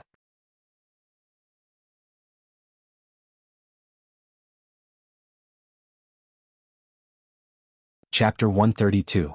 Early in the morning, the foot of Baiyun Mountain was like a bustling market. It was hard to imagine that there would be so many people gathered at the foot of the mountain in the middle of winter, and there was even a morning market. Youtiao, wonton, egg pancakes, pies, and all kinds of stalls were lined up on both sides of the road. Almost every stall was occupied. Rinpoche saw many stalls selling Buddhist beads, guanyin and Buddha pendants and Buddhist scriptures. Everything here seemed to be related to Buddhism. Rinpoche held a meat bun in his mouth and soy milk in one hand. His eyes were bloodshot. He felt that he had risked his life to rush here in one night. He wasn't in a hurry to go up the mountain. He walked around the morning market at the foot of the mountain and stopped to take a look at the stalls that he was interested in. The palace of Deyo was good, but it was too cold and cheerless. After staying there for a few days, he started to miss the lively place again. Humans were like this. They were complicated and always wanted things that weren't in front of them. After staying at the foot of the mountain for a while, Rinpoche followed the pilgrims up the mountain path. He rested for a long time at the entrance of the mountain before entering. After entering, he saw an L-shaped pool with an arch bridge over it. Beyond the pool there was a huge building. "Hello, I would like to meet Master Su Wen. Master Yuanji of the Sorrowful Temple asked me to come," Rinpoche said to a young monk not long after he entered the temple. "Please wait here for a while, I will inform the abbot," the young monk said. After a while, Rinpoche was invited to a guest hall at the back of the mountain. After sitting there for a while, he saw a young monk walking in from outside. He was in his early 30s and had a pair of extremely bright eyes that gave people the feeling that they were as clear as a lake. Just by looking at this pair of eyes, one could directly ignore his appearance. It was said that the eyes were the window to the soul. Was this person's mind pure and clear? Rinpoche subconsciously thought of this and quickly stood up. "Greetings, master." When he lowered his head, he realized that this monk was barefoot. It was winter now and walking barefoot was really impressive. Rinpoche immediately felt deep veneration for him. "Greetings, benefactor." "Benefactor, you came from Senior Yuanji's place. May I know why you are looking for me?" Su Wen sat on a chair with a gentle smile on his face. His voice was very clean. Yes, from beginning to end, the monk gave him a feeling of cleanliness, be it his gaze or his voice. Even though his feet were covered in dust, it still gave Rinpoche this feeling. "Master, because I have to do something, I actually have to visualize a picture in a state of emptiness. I have to maintain a clear mind and do it in a state without any distracting thoughts. How can I do it?" "It has to be done within a month," Rinpoche said respectfully. He didn't want to go into so much detail, but he couldn't do anything about it since he didn't get it from the first two places. This person looked extraordinary, so he told him the truth. Su Wen pondered for a moment and said, "Look at that picture every day from morning to night, even when you're eating and thinking about it when you're sleeping. Don't let that picture leave your sight for even a moment. Until that picture occupies your entire mind, leaving no space for even a moment, you will be able to do it." "So simple?" Rinpoche asked in surprise. "Just look simple." Su Wen laughed. Rinpoche thought about it carefully. This method was indeed easier said than done. Whether it was day or night, he had to look at the same picture without the slightest bit of distraction. From morning to night, he had no idea how long it had been. He had to make sure that there was nothing else in the center of his eyes except for the picture. It was indeed easier said than done. Although it was difficult, it was a way to eliminate distracting thoughts. Moreover, it was more time-saving than the mind-calming method. "Thank you, master. Is there any other way?" Rinpoche still asked. "There are gains and losses. If you don't want to pay, how can you gain?" Su Wen laughed. Rinpoche stood up and said, "Thank you, master. No matter what, this was a good method. Don't be anxious, please wait a moment." Su Wen smiled at Rinpoche, stood up and left the room. Rinpoche didn't know what he meant, so he waited in the room. After a while, Su Wen returned with a thin booklet in his hand. He passed it to Rinpoche and said, "You can read this booklet every day. It has the effect of calming your mind and nourishing your qi." "Thank you, master." Rinpoche cupped his hands. He was used to this kind of greeting and it was completely subconscious. "It's all right. I just want to say something. Benefactor, you can remember it. In this world there are gains and losses. If you want sincerity, you can't exchange it with sincerity. Using words is just a small trick and won't last long." Rinpoche stiffened after hearing this. He felt his heart beating faster. After a while he said, "Thank you, Master, for reminding me. I just don't know why you said that." I suddenly thought of an old friend and expressed my feelings. "Benefactor, please don't take it to heart." Suwen smiled and said, "Benefactor, please go ahead." Rinpoche walked out of the temple and still felt a chill down his spine. What did this monk know? How could he say such words without thinking? After thinking for a long time, Rinpoche still couldn't figure it out. It was impossible for anyone to know about his matters in the other world. After thinking for a long time he only had one thought. Could it be that this monk was like a fortune teller and saw that he had a romantic debt written on his face? After thinking about it, this was somewhat possible. After all, those traditional things had been passed down for so many years that it was hard to distinguish between real and fake. If there really was such a capable person, it could be considered acceptable. Thinking of this, Rinpoche heaved a sigh of relief. After this incident, that monk had always been somewhat mysterious in his heart. Therefore he paid more attention to the method that the monk mentioned. Such a person shouldn't be fooling him, right? After going down the mountain, Rinpoche looked at the booklet in his hand. On the cover was the Heart Sutra of Prajna Paramitha. After flipping it open he realized that there were only 3 pages. 1 page of scripture and 2 pages of explanations. No wonder it was so thin. It was already midnight when he returned home. He lay on his bed and fell asleep immediately. After another day Rinpoche brought candy and wine back to the other world. This time the wine was Zweiking. In any case he bought it from the supermarket and wasn't sure if it was real or fake. Ever since he was young the Wuxia novels often mentioned Zweiking or Zweiking. There was always an indescribable feeling in his heart. Therefore after seeing it he bought it for the Empress to have a taste. In fact the Empress didn't attend court every day. She would attend court once every 3 days. After all, there weren't that many matters to handle. Some matters were handled by the elders and the 6 departments. Only the important matters would be discussed in court. Rinpoche saw the Empress in the garden previously. She was dressed in red and her hair was flowing down her back. She was fiddling with the music box in her hand. After seeing Rinpoche, she handed it over to the maid. "It's good that you are here. Tell me a story." "You haven't finished the previous time," the Empress said casually. Upon hearing this, Rinpoche decided to put other things aside and continue with Investiture of the Gods. After all, it had been quite a long time. It had been a month since both stories started. It took him some time to remember where he had stopped. As the story progressed, Neza, Lei Jinzi, Yang Jian, and the 10,000 immortals from the Jie school appeared one after another. The story became more and more exciting. Rinpoche only stopped the story when he accompanied the Empress for lunch. He didn't know if it was because of the lighting, but the Empress gave Rinpoche a particularly charming feeling today. He couldn't help but take a few more glances at her. "You are much more daring today," the Empress said as she looked at his face. Rinpoche had indeed become more daring recently. In the past he always felt that the Empress was temperamental. In addition, she could take his life just by extending her hand. As such, he had always been cautious. However, when he realized that the Empress was just an ordinary person in certain aspects and was even a little girl, the fear in his heart lessened slightly. At least he wasn't as cautious as before.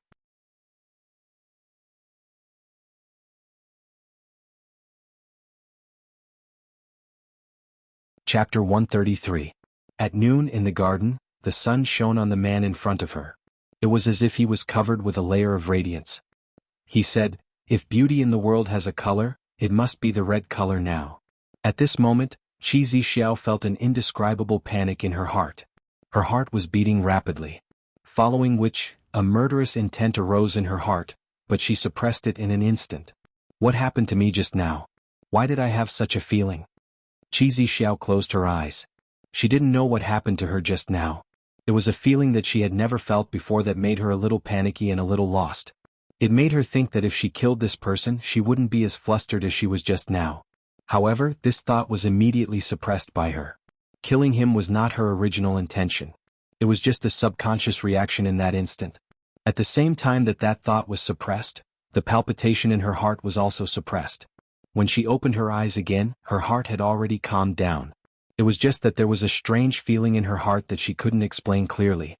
Something was changing and quietly germinating. "How's your practice of Rui visualization going?"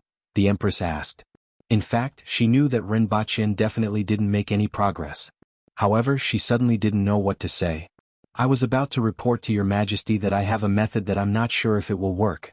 During the period of practicing Rui visualization, I have to devote all my attention to it and it will be hard for me to react to the outside world. I'm afraid I won't be able to visit your majesty during this period of time, Rinpoche said. This was the reason why he came.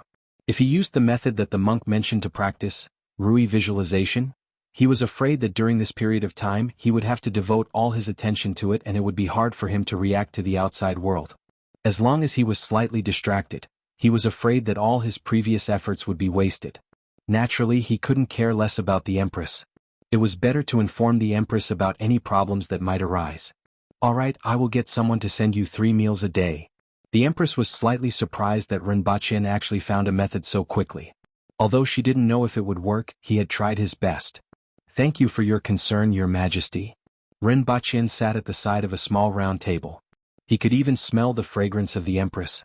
It was similar to the fragrance of flowers and it smelled very good. No one spoke. Both of them were immersed in their own thoughts.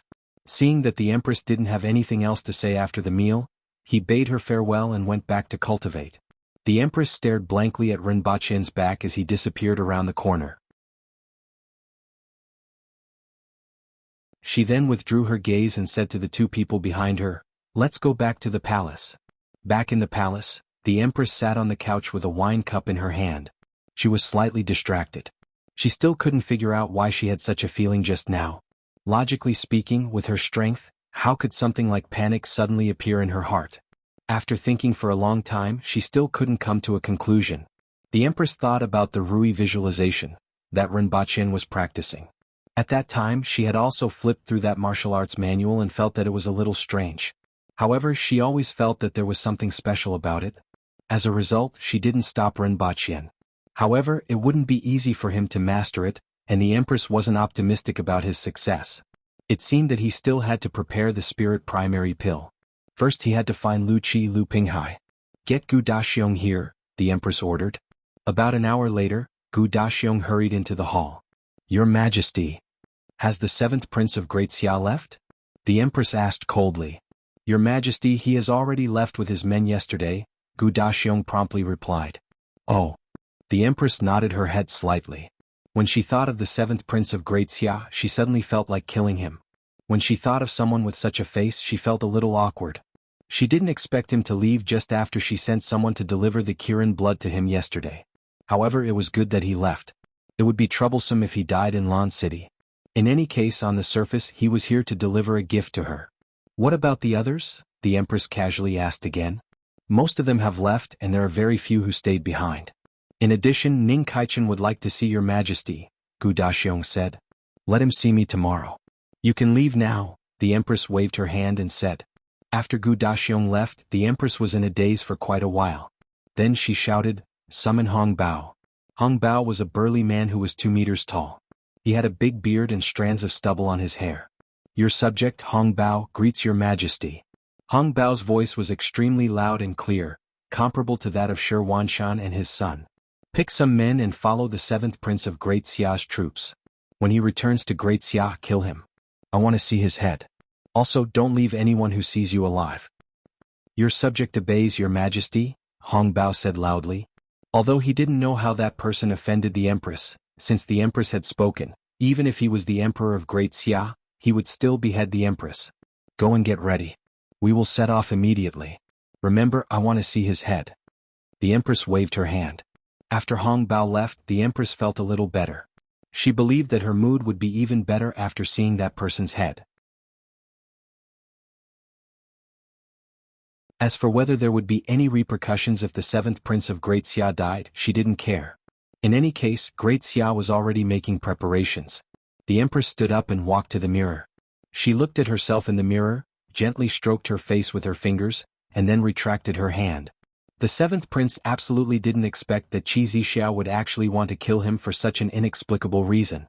At this moment he was sitting in the carriage, fiddling with a small bottle in his hand. In any case, he had finally achieved his objective this time. With this bottle of blood, he could save at least 10 years of hard work and he would be able to compete with his 3rd brother. However, he didn't expect that Qi Zixia would actually want that kid who looked exactly like her to be her husband. It was really unexpected. This world was really interesting. There was actually someone who looked exactly like her. If they wore the same clothes and didn't open their mouths, even her father and her brothers wouldn't be able to tell them apart. Xiao Wu, if I were to stand next to that kid and wear the same clothes, would you be able to tell who is who? The seventh prince suddenly asked curiously. Your Highness, it doesn't mean that you are a tiger just because you are wearing a tiger's skin. Xiao Wu smiled gently, and her eyes were filled with tenderness. The seventh prince laughed heartily and hugged Xiao Wu in his arms. Originally he wanted to find an opportunity to kill that Rinpoche. Now it seemed that it wouldn't be possible in a short period of time. He could only look for another opportunity in the future. After returning, he would arrange for a few kamikaze warriors to hide in Lan City. That person would come out of the palace sooner or later. In this world, it was enough that there was only one of him. As long as that person wasn't dead, he wouldn't feel so carefree.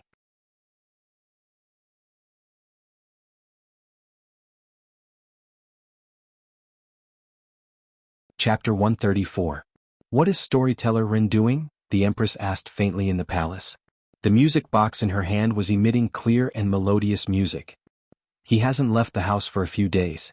Every day he sits in front of the table and reads martial arts. He doesn't move at all. Occasionally he would yell and pull his hair, Hong Wan replied softly. Oh. The Empress nodded her head and stuffed a piece of candy into her mouth. She felt bored these few days and wanted to listen to a story. Unfortunately, Rinpoche was practicing. Hong Wan winked at Qing Wan. This was the 5th time that Her Majesty had asked about Rinpoche every day. Did Her Majesty really like that person? Unfortunately, that person was too weak. At this moment, Rinpoche, who was considered too weak, was vexed and pulling his hair. He was distraught and was distracted again. The monk's method was more difficult than he had imagined. It had been 7 days. He had been in this world for 4 days and on earth for 3 days. Every time he concentrated for a while, he would subconsciously have all sorts of thoughts. Not to mention when he was eating and sleeping. He didn't know when he would be able to achieve the state where there was nothing else in his heart. Perhaps he would never be able to achieve it. At this moment, Rinpoche was very depressed. He took the Heart Sutra. When Avalokitesvara Bodhisattva practiced Prajna Paramitha, he saw that the 5 skandhas were empty and transcended all sufferings. Sarira, form is not different from emptiness and emptiness is not different from form. Form is emptiness and emptiness is form. It is the same for feeling, thinking, action, and knowledge. Sarira is the emptiness of all dharmas. It is neither born nor destroyed, neither defiled nor pure, neither increasing nor decreasing. Therefore, emptiness is colorless and there is no feeling, thinking, action, and knowledge. There were a total of 260 words. Rinpoche read it over and over again. He didn't know how many times he had read it before he finally calmed down. Putting the Heart Sutra aside, Rinpoche stood in front of the window, took a deep breath and shouted. A loud shout startled many birds. The guard standing at the door shook his head slightly. The person inside was acting up again. It happened every day and they had gotten used to it after a few days.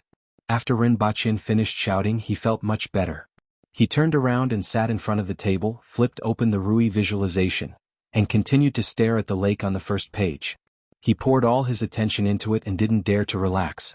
Rinpoche had made some progress over the past 2 days. Even though it wasn't much, it was easier for him to focus on Rui visualization. This gave him some hope. How's storyteller Rin now? The Empress was a little bored in the garden.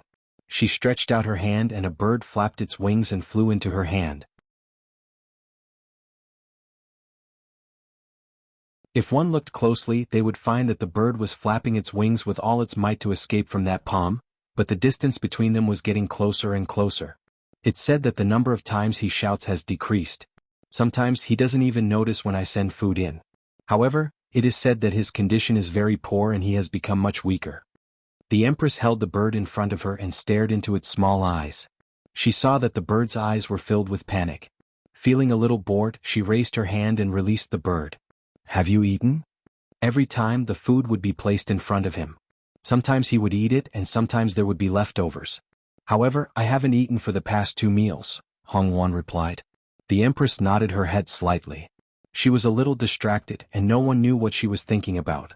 Looking at the city wall in the distance, the 7th prince smiled. He was finally back. He had been on the road for the past half a month, and he was extremely tired. No matter how luxurious a carriage was, it couldn't be compared to a mansion. Even though this was a county near the border of Great Xia, at least there was hot water, wine, and delicious food. It was much more comfortable than being in the wilderness. However, he felt a little uneasy these past 2 days. It was a little strange, and he didn't know if something was going to happen. When the carriage arrived at the county magistrate and the registrar came out to welcome them. "Welcome, Your Highness." "Your names?" the 7th prince asked with a smile. "Your humble servant is the local county magistrate, Li Zixing.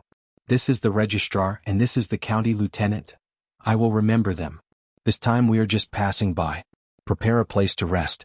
I will set off tomorrow morning." The 7th prince pulled open the curtain of the carriage and said to the people outside. "Yes, Your Highness. The county has prepared everything," the Kaiping county magistrate and the registrar promptly responded. "Well done."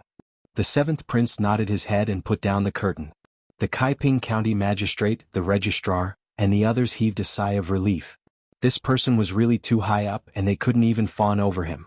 As long as there were no problems, they would be thankful. As for writing down his name, he would be a fool if he believed in such official words. In the distance, Hong Bao and his men were waiting in the mountains. They were all carrying jerky which they tore off and stuffed into their mouths. Then they drank a mouthful of wine. This was considered a luxury in the wilderness. At night, a burly man came back to report, "Sir, they have entered Pinggu County." "Good. On the way to the capital of Great Xia from Pinggu County, we will definitely pass by Broken Dragon Platform. Let's go ahead and wait," Hong Bao said loudly. "Everyone has rested enough.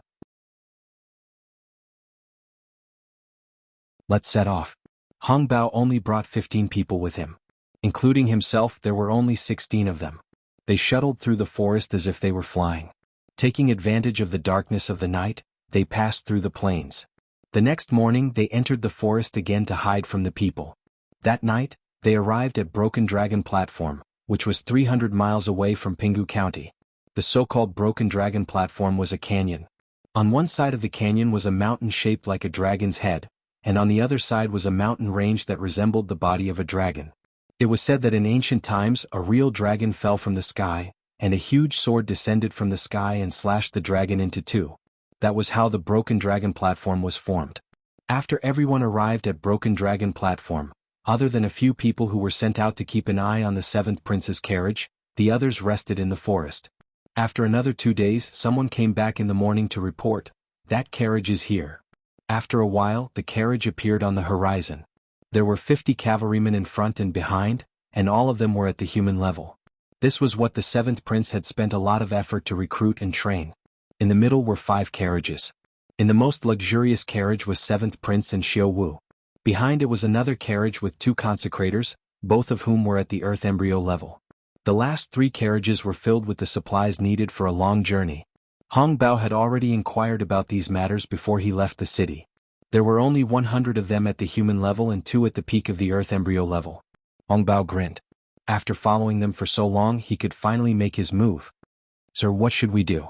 Someone came to his side and asked. "Kill them all. Leave no one alive. Remember, I want the head of the 7th prince. Don't smash it," Hong Bao instructed. "Understood." Everyone nodded their heads. When the 7th prince approached Broken Dragon Platform, the carriage slowed down and stopped. 4 cavalrymen spurred their horses forward. Although it was impossible for anyone in Dayo to ambush this team, it was better to be careful. When the carriage moved forward again, Hong Bao waved his hand, and everyone removed the bows from their backs.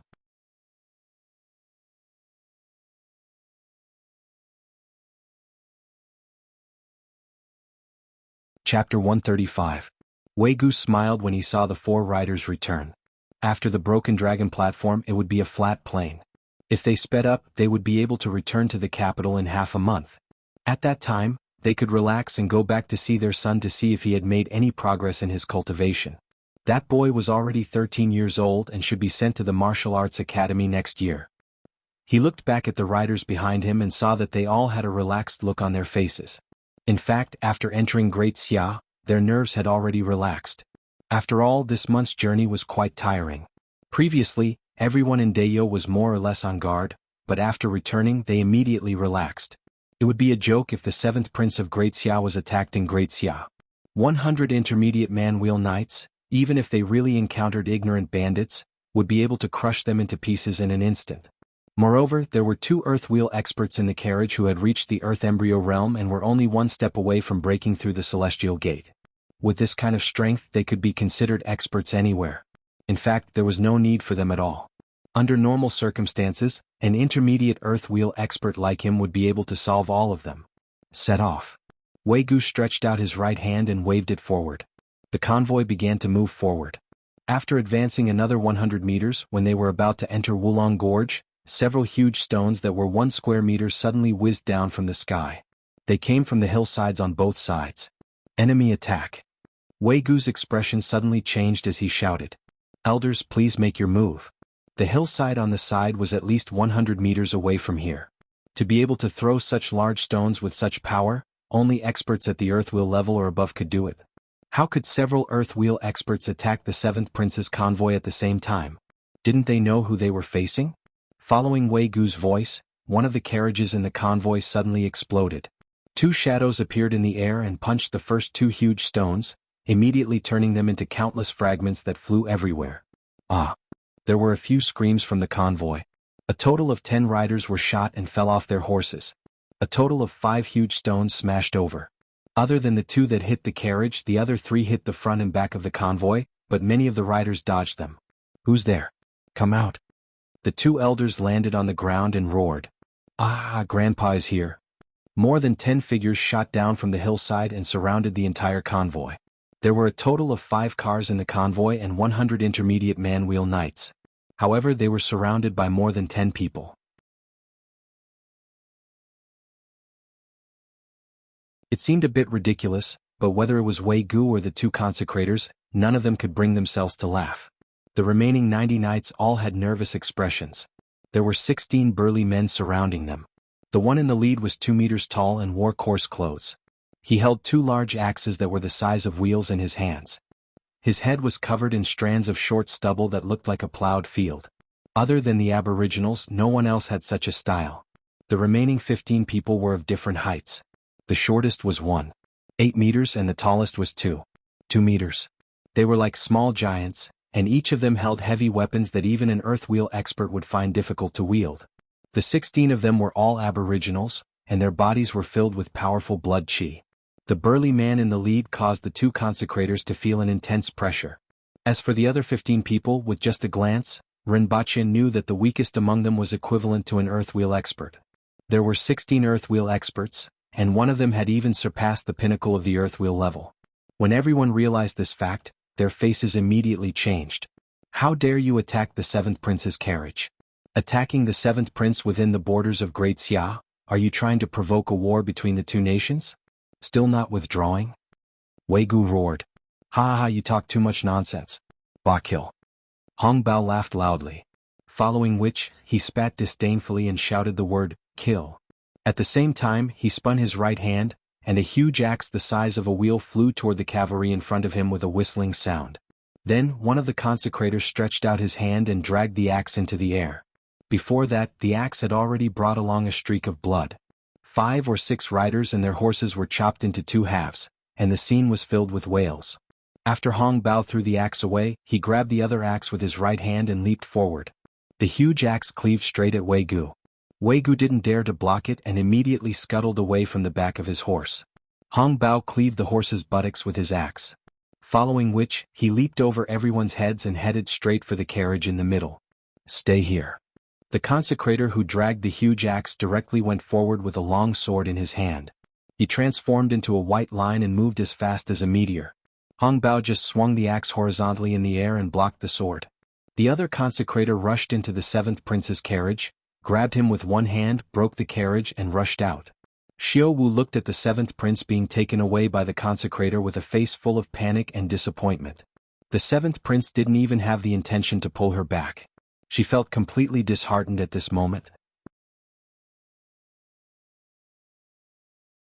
She didn't even feel the splinters of the broken carriage hitting her face.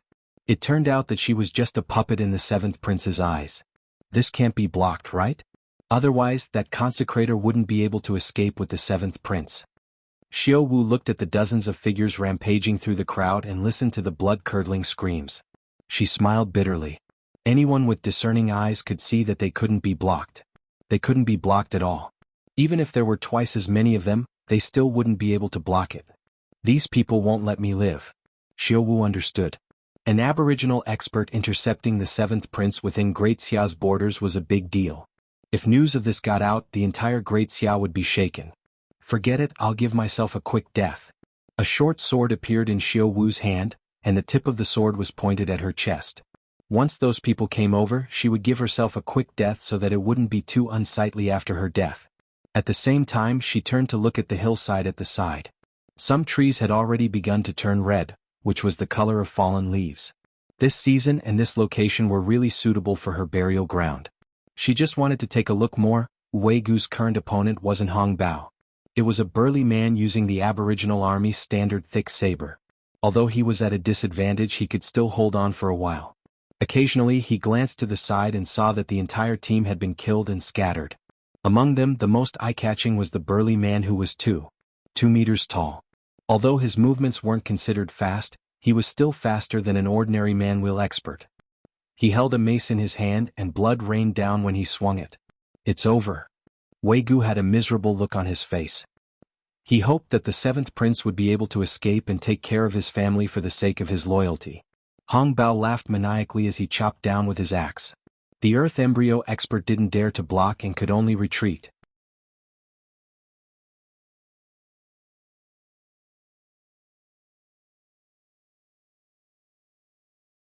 Chapter 136.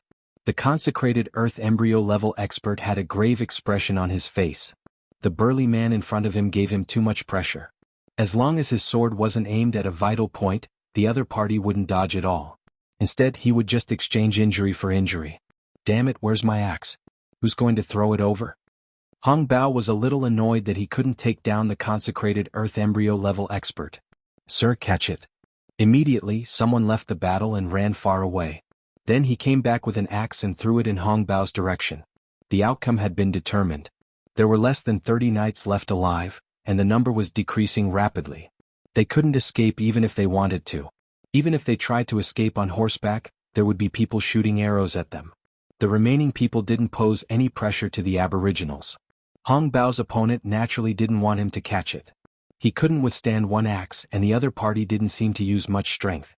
If there were 2 axes, he wouldn't be able to withstand it. Has the seventh prince escaped? As long as he does, I can leave, the consecrated Earth Embryo level expert thought to himself. However, from his angle, he naturally couldn't see that the seventh prince had already been stopped. The consecrated Earth Embryo level expert looked at the 2 people in front of him, put the seventh prince aside and said in a low voice, "Your Highness, please leave first." The seventh prince clenched his teeth and left quickly without looking back. He couldn't understand why these people wanted to kill him. Besides Qi Zixiao, Hong Wu was the only one who could send so many experts. These people didn't look like they were from the military. That meant that Qi Zixiao wanted to kill him. What? He wasn't very talented and wasn't considered outstanding among his 11 brothers. Furthermore, he didn't do anything to offend Qi Zixiao. Why did she want to kill him? The seventh prince was about to break his teeth. Although he didn't know why, as long as he could return alive, he would definitely take revenge for what happened today. Just as the seventh prince was about to disappear into the forest, he suddenly heard an ear-piercing sound behind him. He jumped to one side and let out a blood-curdling scream. His thigh was pierced by a javelin, and even his bones were broken. The person walking over was a burly man with 5 beast claw scars on his face. If the claw marks were any deeper, his eyeballs would probably be gone. At this moment, his face was filled with murderous intent. He looked into the distance. The consecrated Earth Embryo level expert was entangled by 2 people and couldn't escape. As long as he had the intention to leave, the 2 people would definitely use of exchanging injuries for injuries. This sent a chill down his spine. The aboriginals viewed dying in battle as an honor. Even after death, their corpses would be buried in the 60,000 mountains, and their souls would be with their ancestors. Therefore, these aboriginals seemed to never know what pain was, nor did they fear death. This was also what the other countries feared the most about Dayo. The seventh prince looked at the burly man who was walking step by step towards him, and his whole body trembled. The fear of death loomed over him. He had never thought that he would die here in such a situation. If he had known earlier, he would never have gone to Dayo. If it weren't for the fact that he valued the dragon scales, dragon blood and Kirin blood so much, He wouldn't have come here in person. He didn't expect that he would invite a fatal disaster. Why does Qi Zixiao want to kill me? What? The seventh prince's face twitched as he howled in anger and despair. However, the burly man did not have the slightest intention to answer him. He directly nailed the seventh prince to the ground with a javelin and then chopped off his head with a knife. When the javelin pierced the ground, a face suddenly flashed in the seventh prince's mind. Was it because of him? But why exactly? In the vicinity of the carriage, the battle had already come to an end. Among the 100 intermediate man-wheel experts, not even a single horse was spared. Only corpses were left on the ground. Wei Gu's eyes were wide open as he looked at the sky.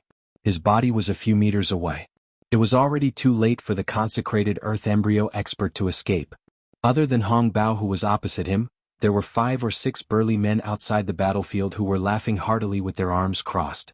"Sir, you are the slowest." Hong Bao's eyes were bloodshot as he cursed, "Damn, this bastard is too slippery."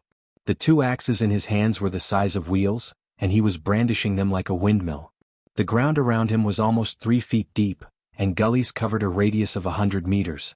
Although his opponent was already covered in injuries, he still couldn't take them down. The consecrated earth embryo expert laughed bitterly. He knew that he wouldn't be able to survive today. However, his dignity as an earth embryo expert made him unwilling to die like this. Even if he died, he wanted to drag his opponent down with him. Very quickly, he found a gap and pounced into the shadows of the axes. The sword in his hand suddenly disappeared, and when it reappeared, it was already in front of Hong Bao's throat. Pitif! The axe in Hong Bao's right hand suddenly sped up and chopped the consecrated earth embryo expert's chest. Hong Bao's other axe flew out, and his left hand blocked the throat of the consecrated earth embryo expert. The defense of the aboriginals was very strong. Before the consecrated earth embryo expert died, his sword pierced through Hong Bao's palm and was caught. It only caused a small wound on his throat.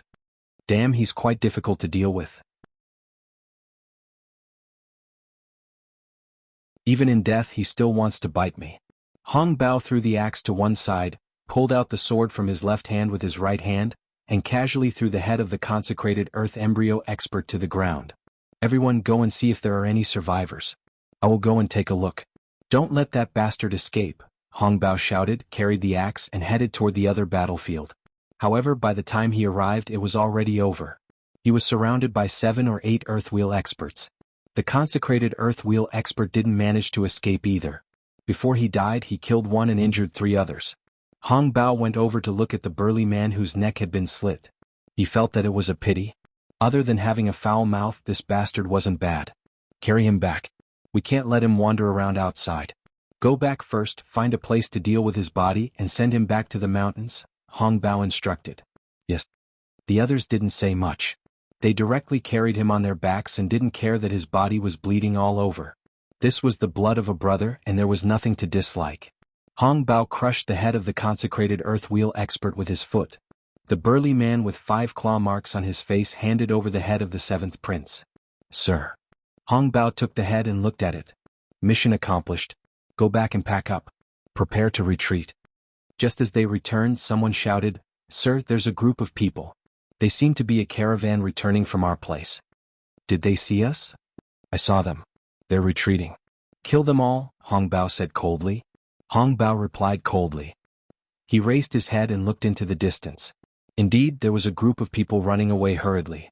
8 of them chased after the caravan, while the rest of them destroyed some of the distinctive wounds on the corpses. For example, the wounds caused by the mace. Not many people in Great Xia use this kind of heavy weapon, and many aboriginals like to use it. When Hong Bao passed by the 7th prince's carriage, he took a look inside and saw an exceptionally beautiful lady leaning against the carriage. A dagger was stabbed into her chest and she was no longer breathing.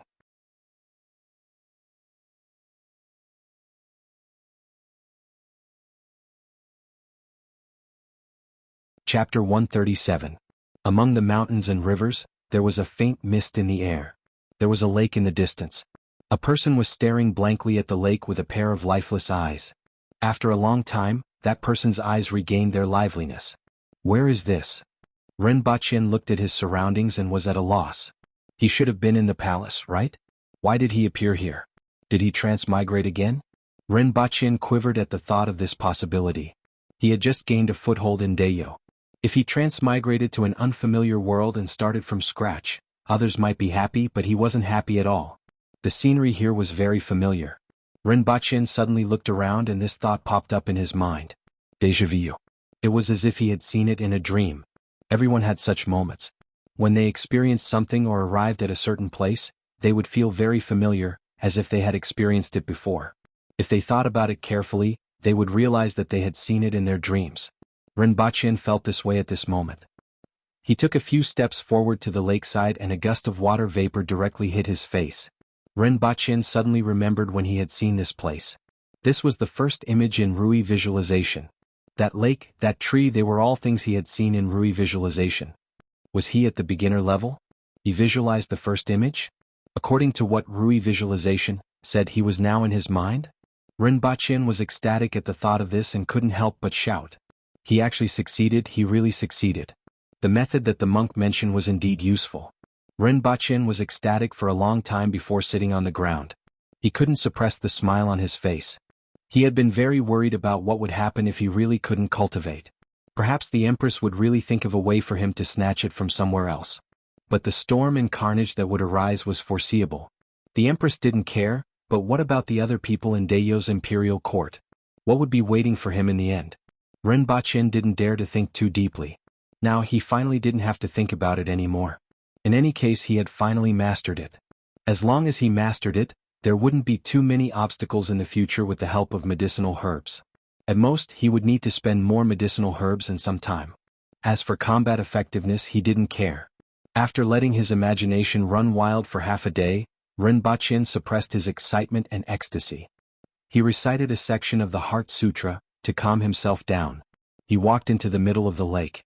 The water was very cold, causing him to shiver a little.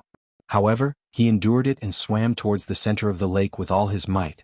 When he reached the center of the lake, he dove into the bottom of the lake.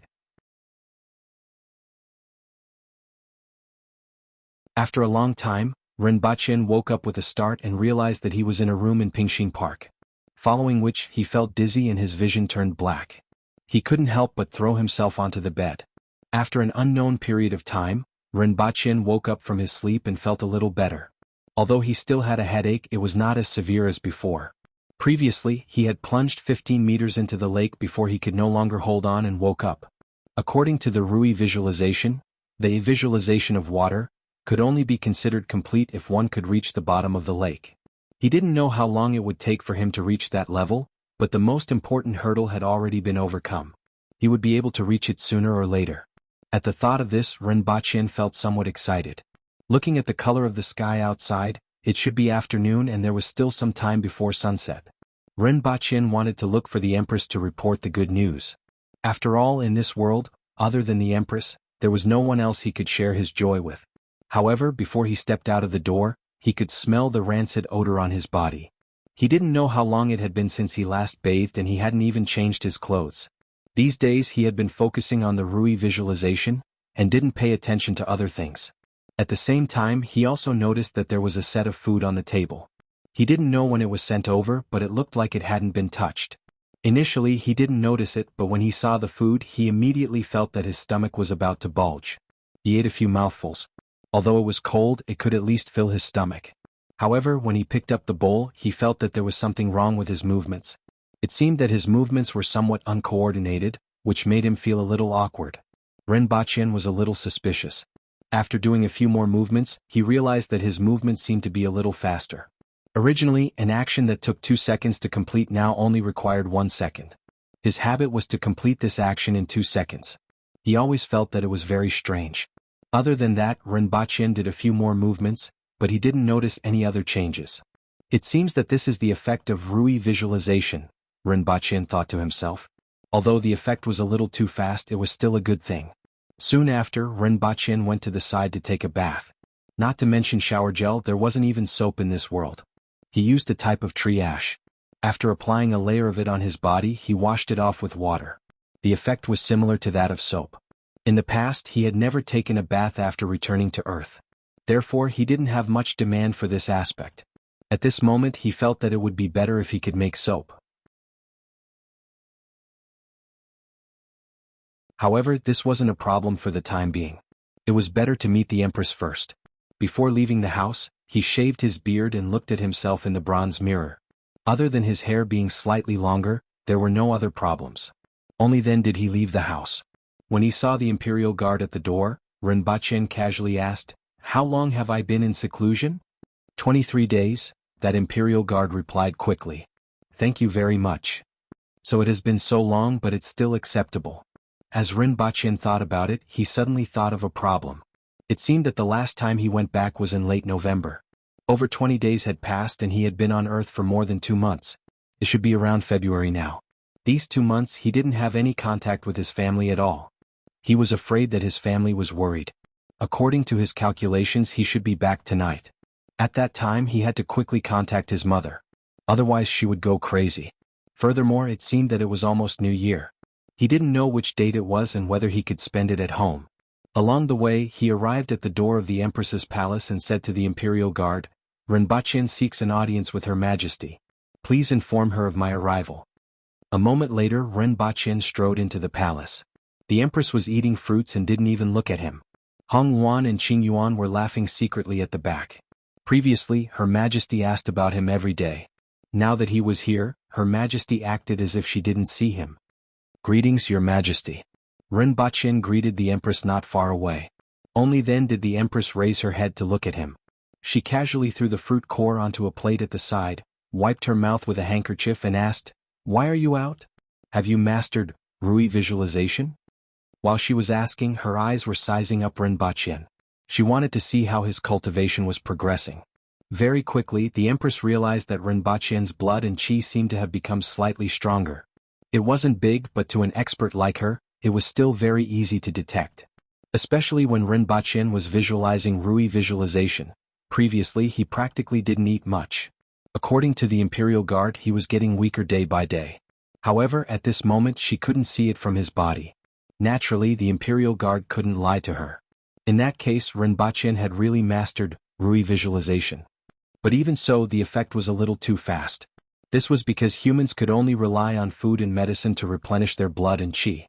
But if he didn't eat food and medicine were also useless, how could his blood and chi recover? Even if Rinpoche had mastered Rui visualization, his body shouldn't be like it was now. Rinpoche cupped his hands and said, "Thanks to Your Majesty's blessings, I was lucky enough to master it." While speaking, there was a look of joy on his face. "You're tuning in to the Han Li's Wuxia Adventures YouTube channel. We're so grateful for your support, and don't forget to subscribe to join us on this incredible journey through captivating stories. Your generosity through donations truly makes a world of difference, as it's the primary source of revenue that allows me to expand and enhance this channel for you. Thank you from the bottom of my heart for being a part of this adventure.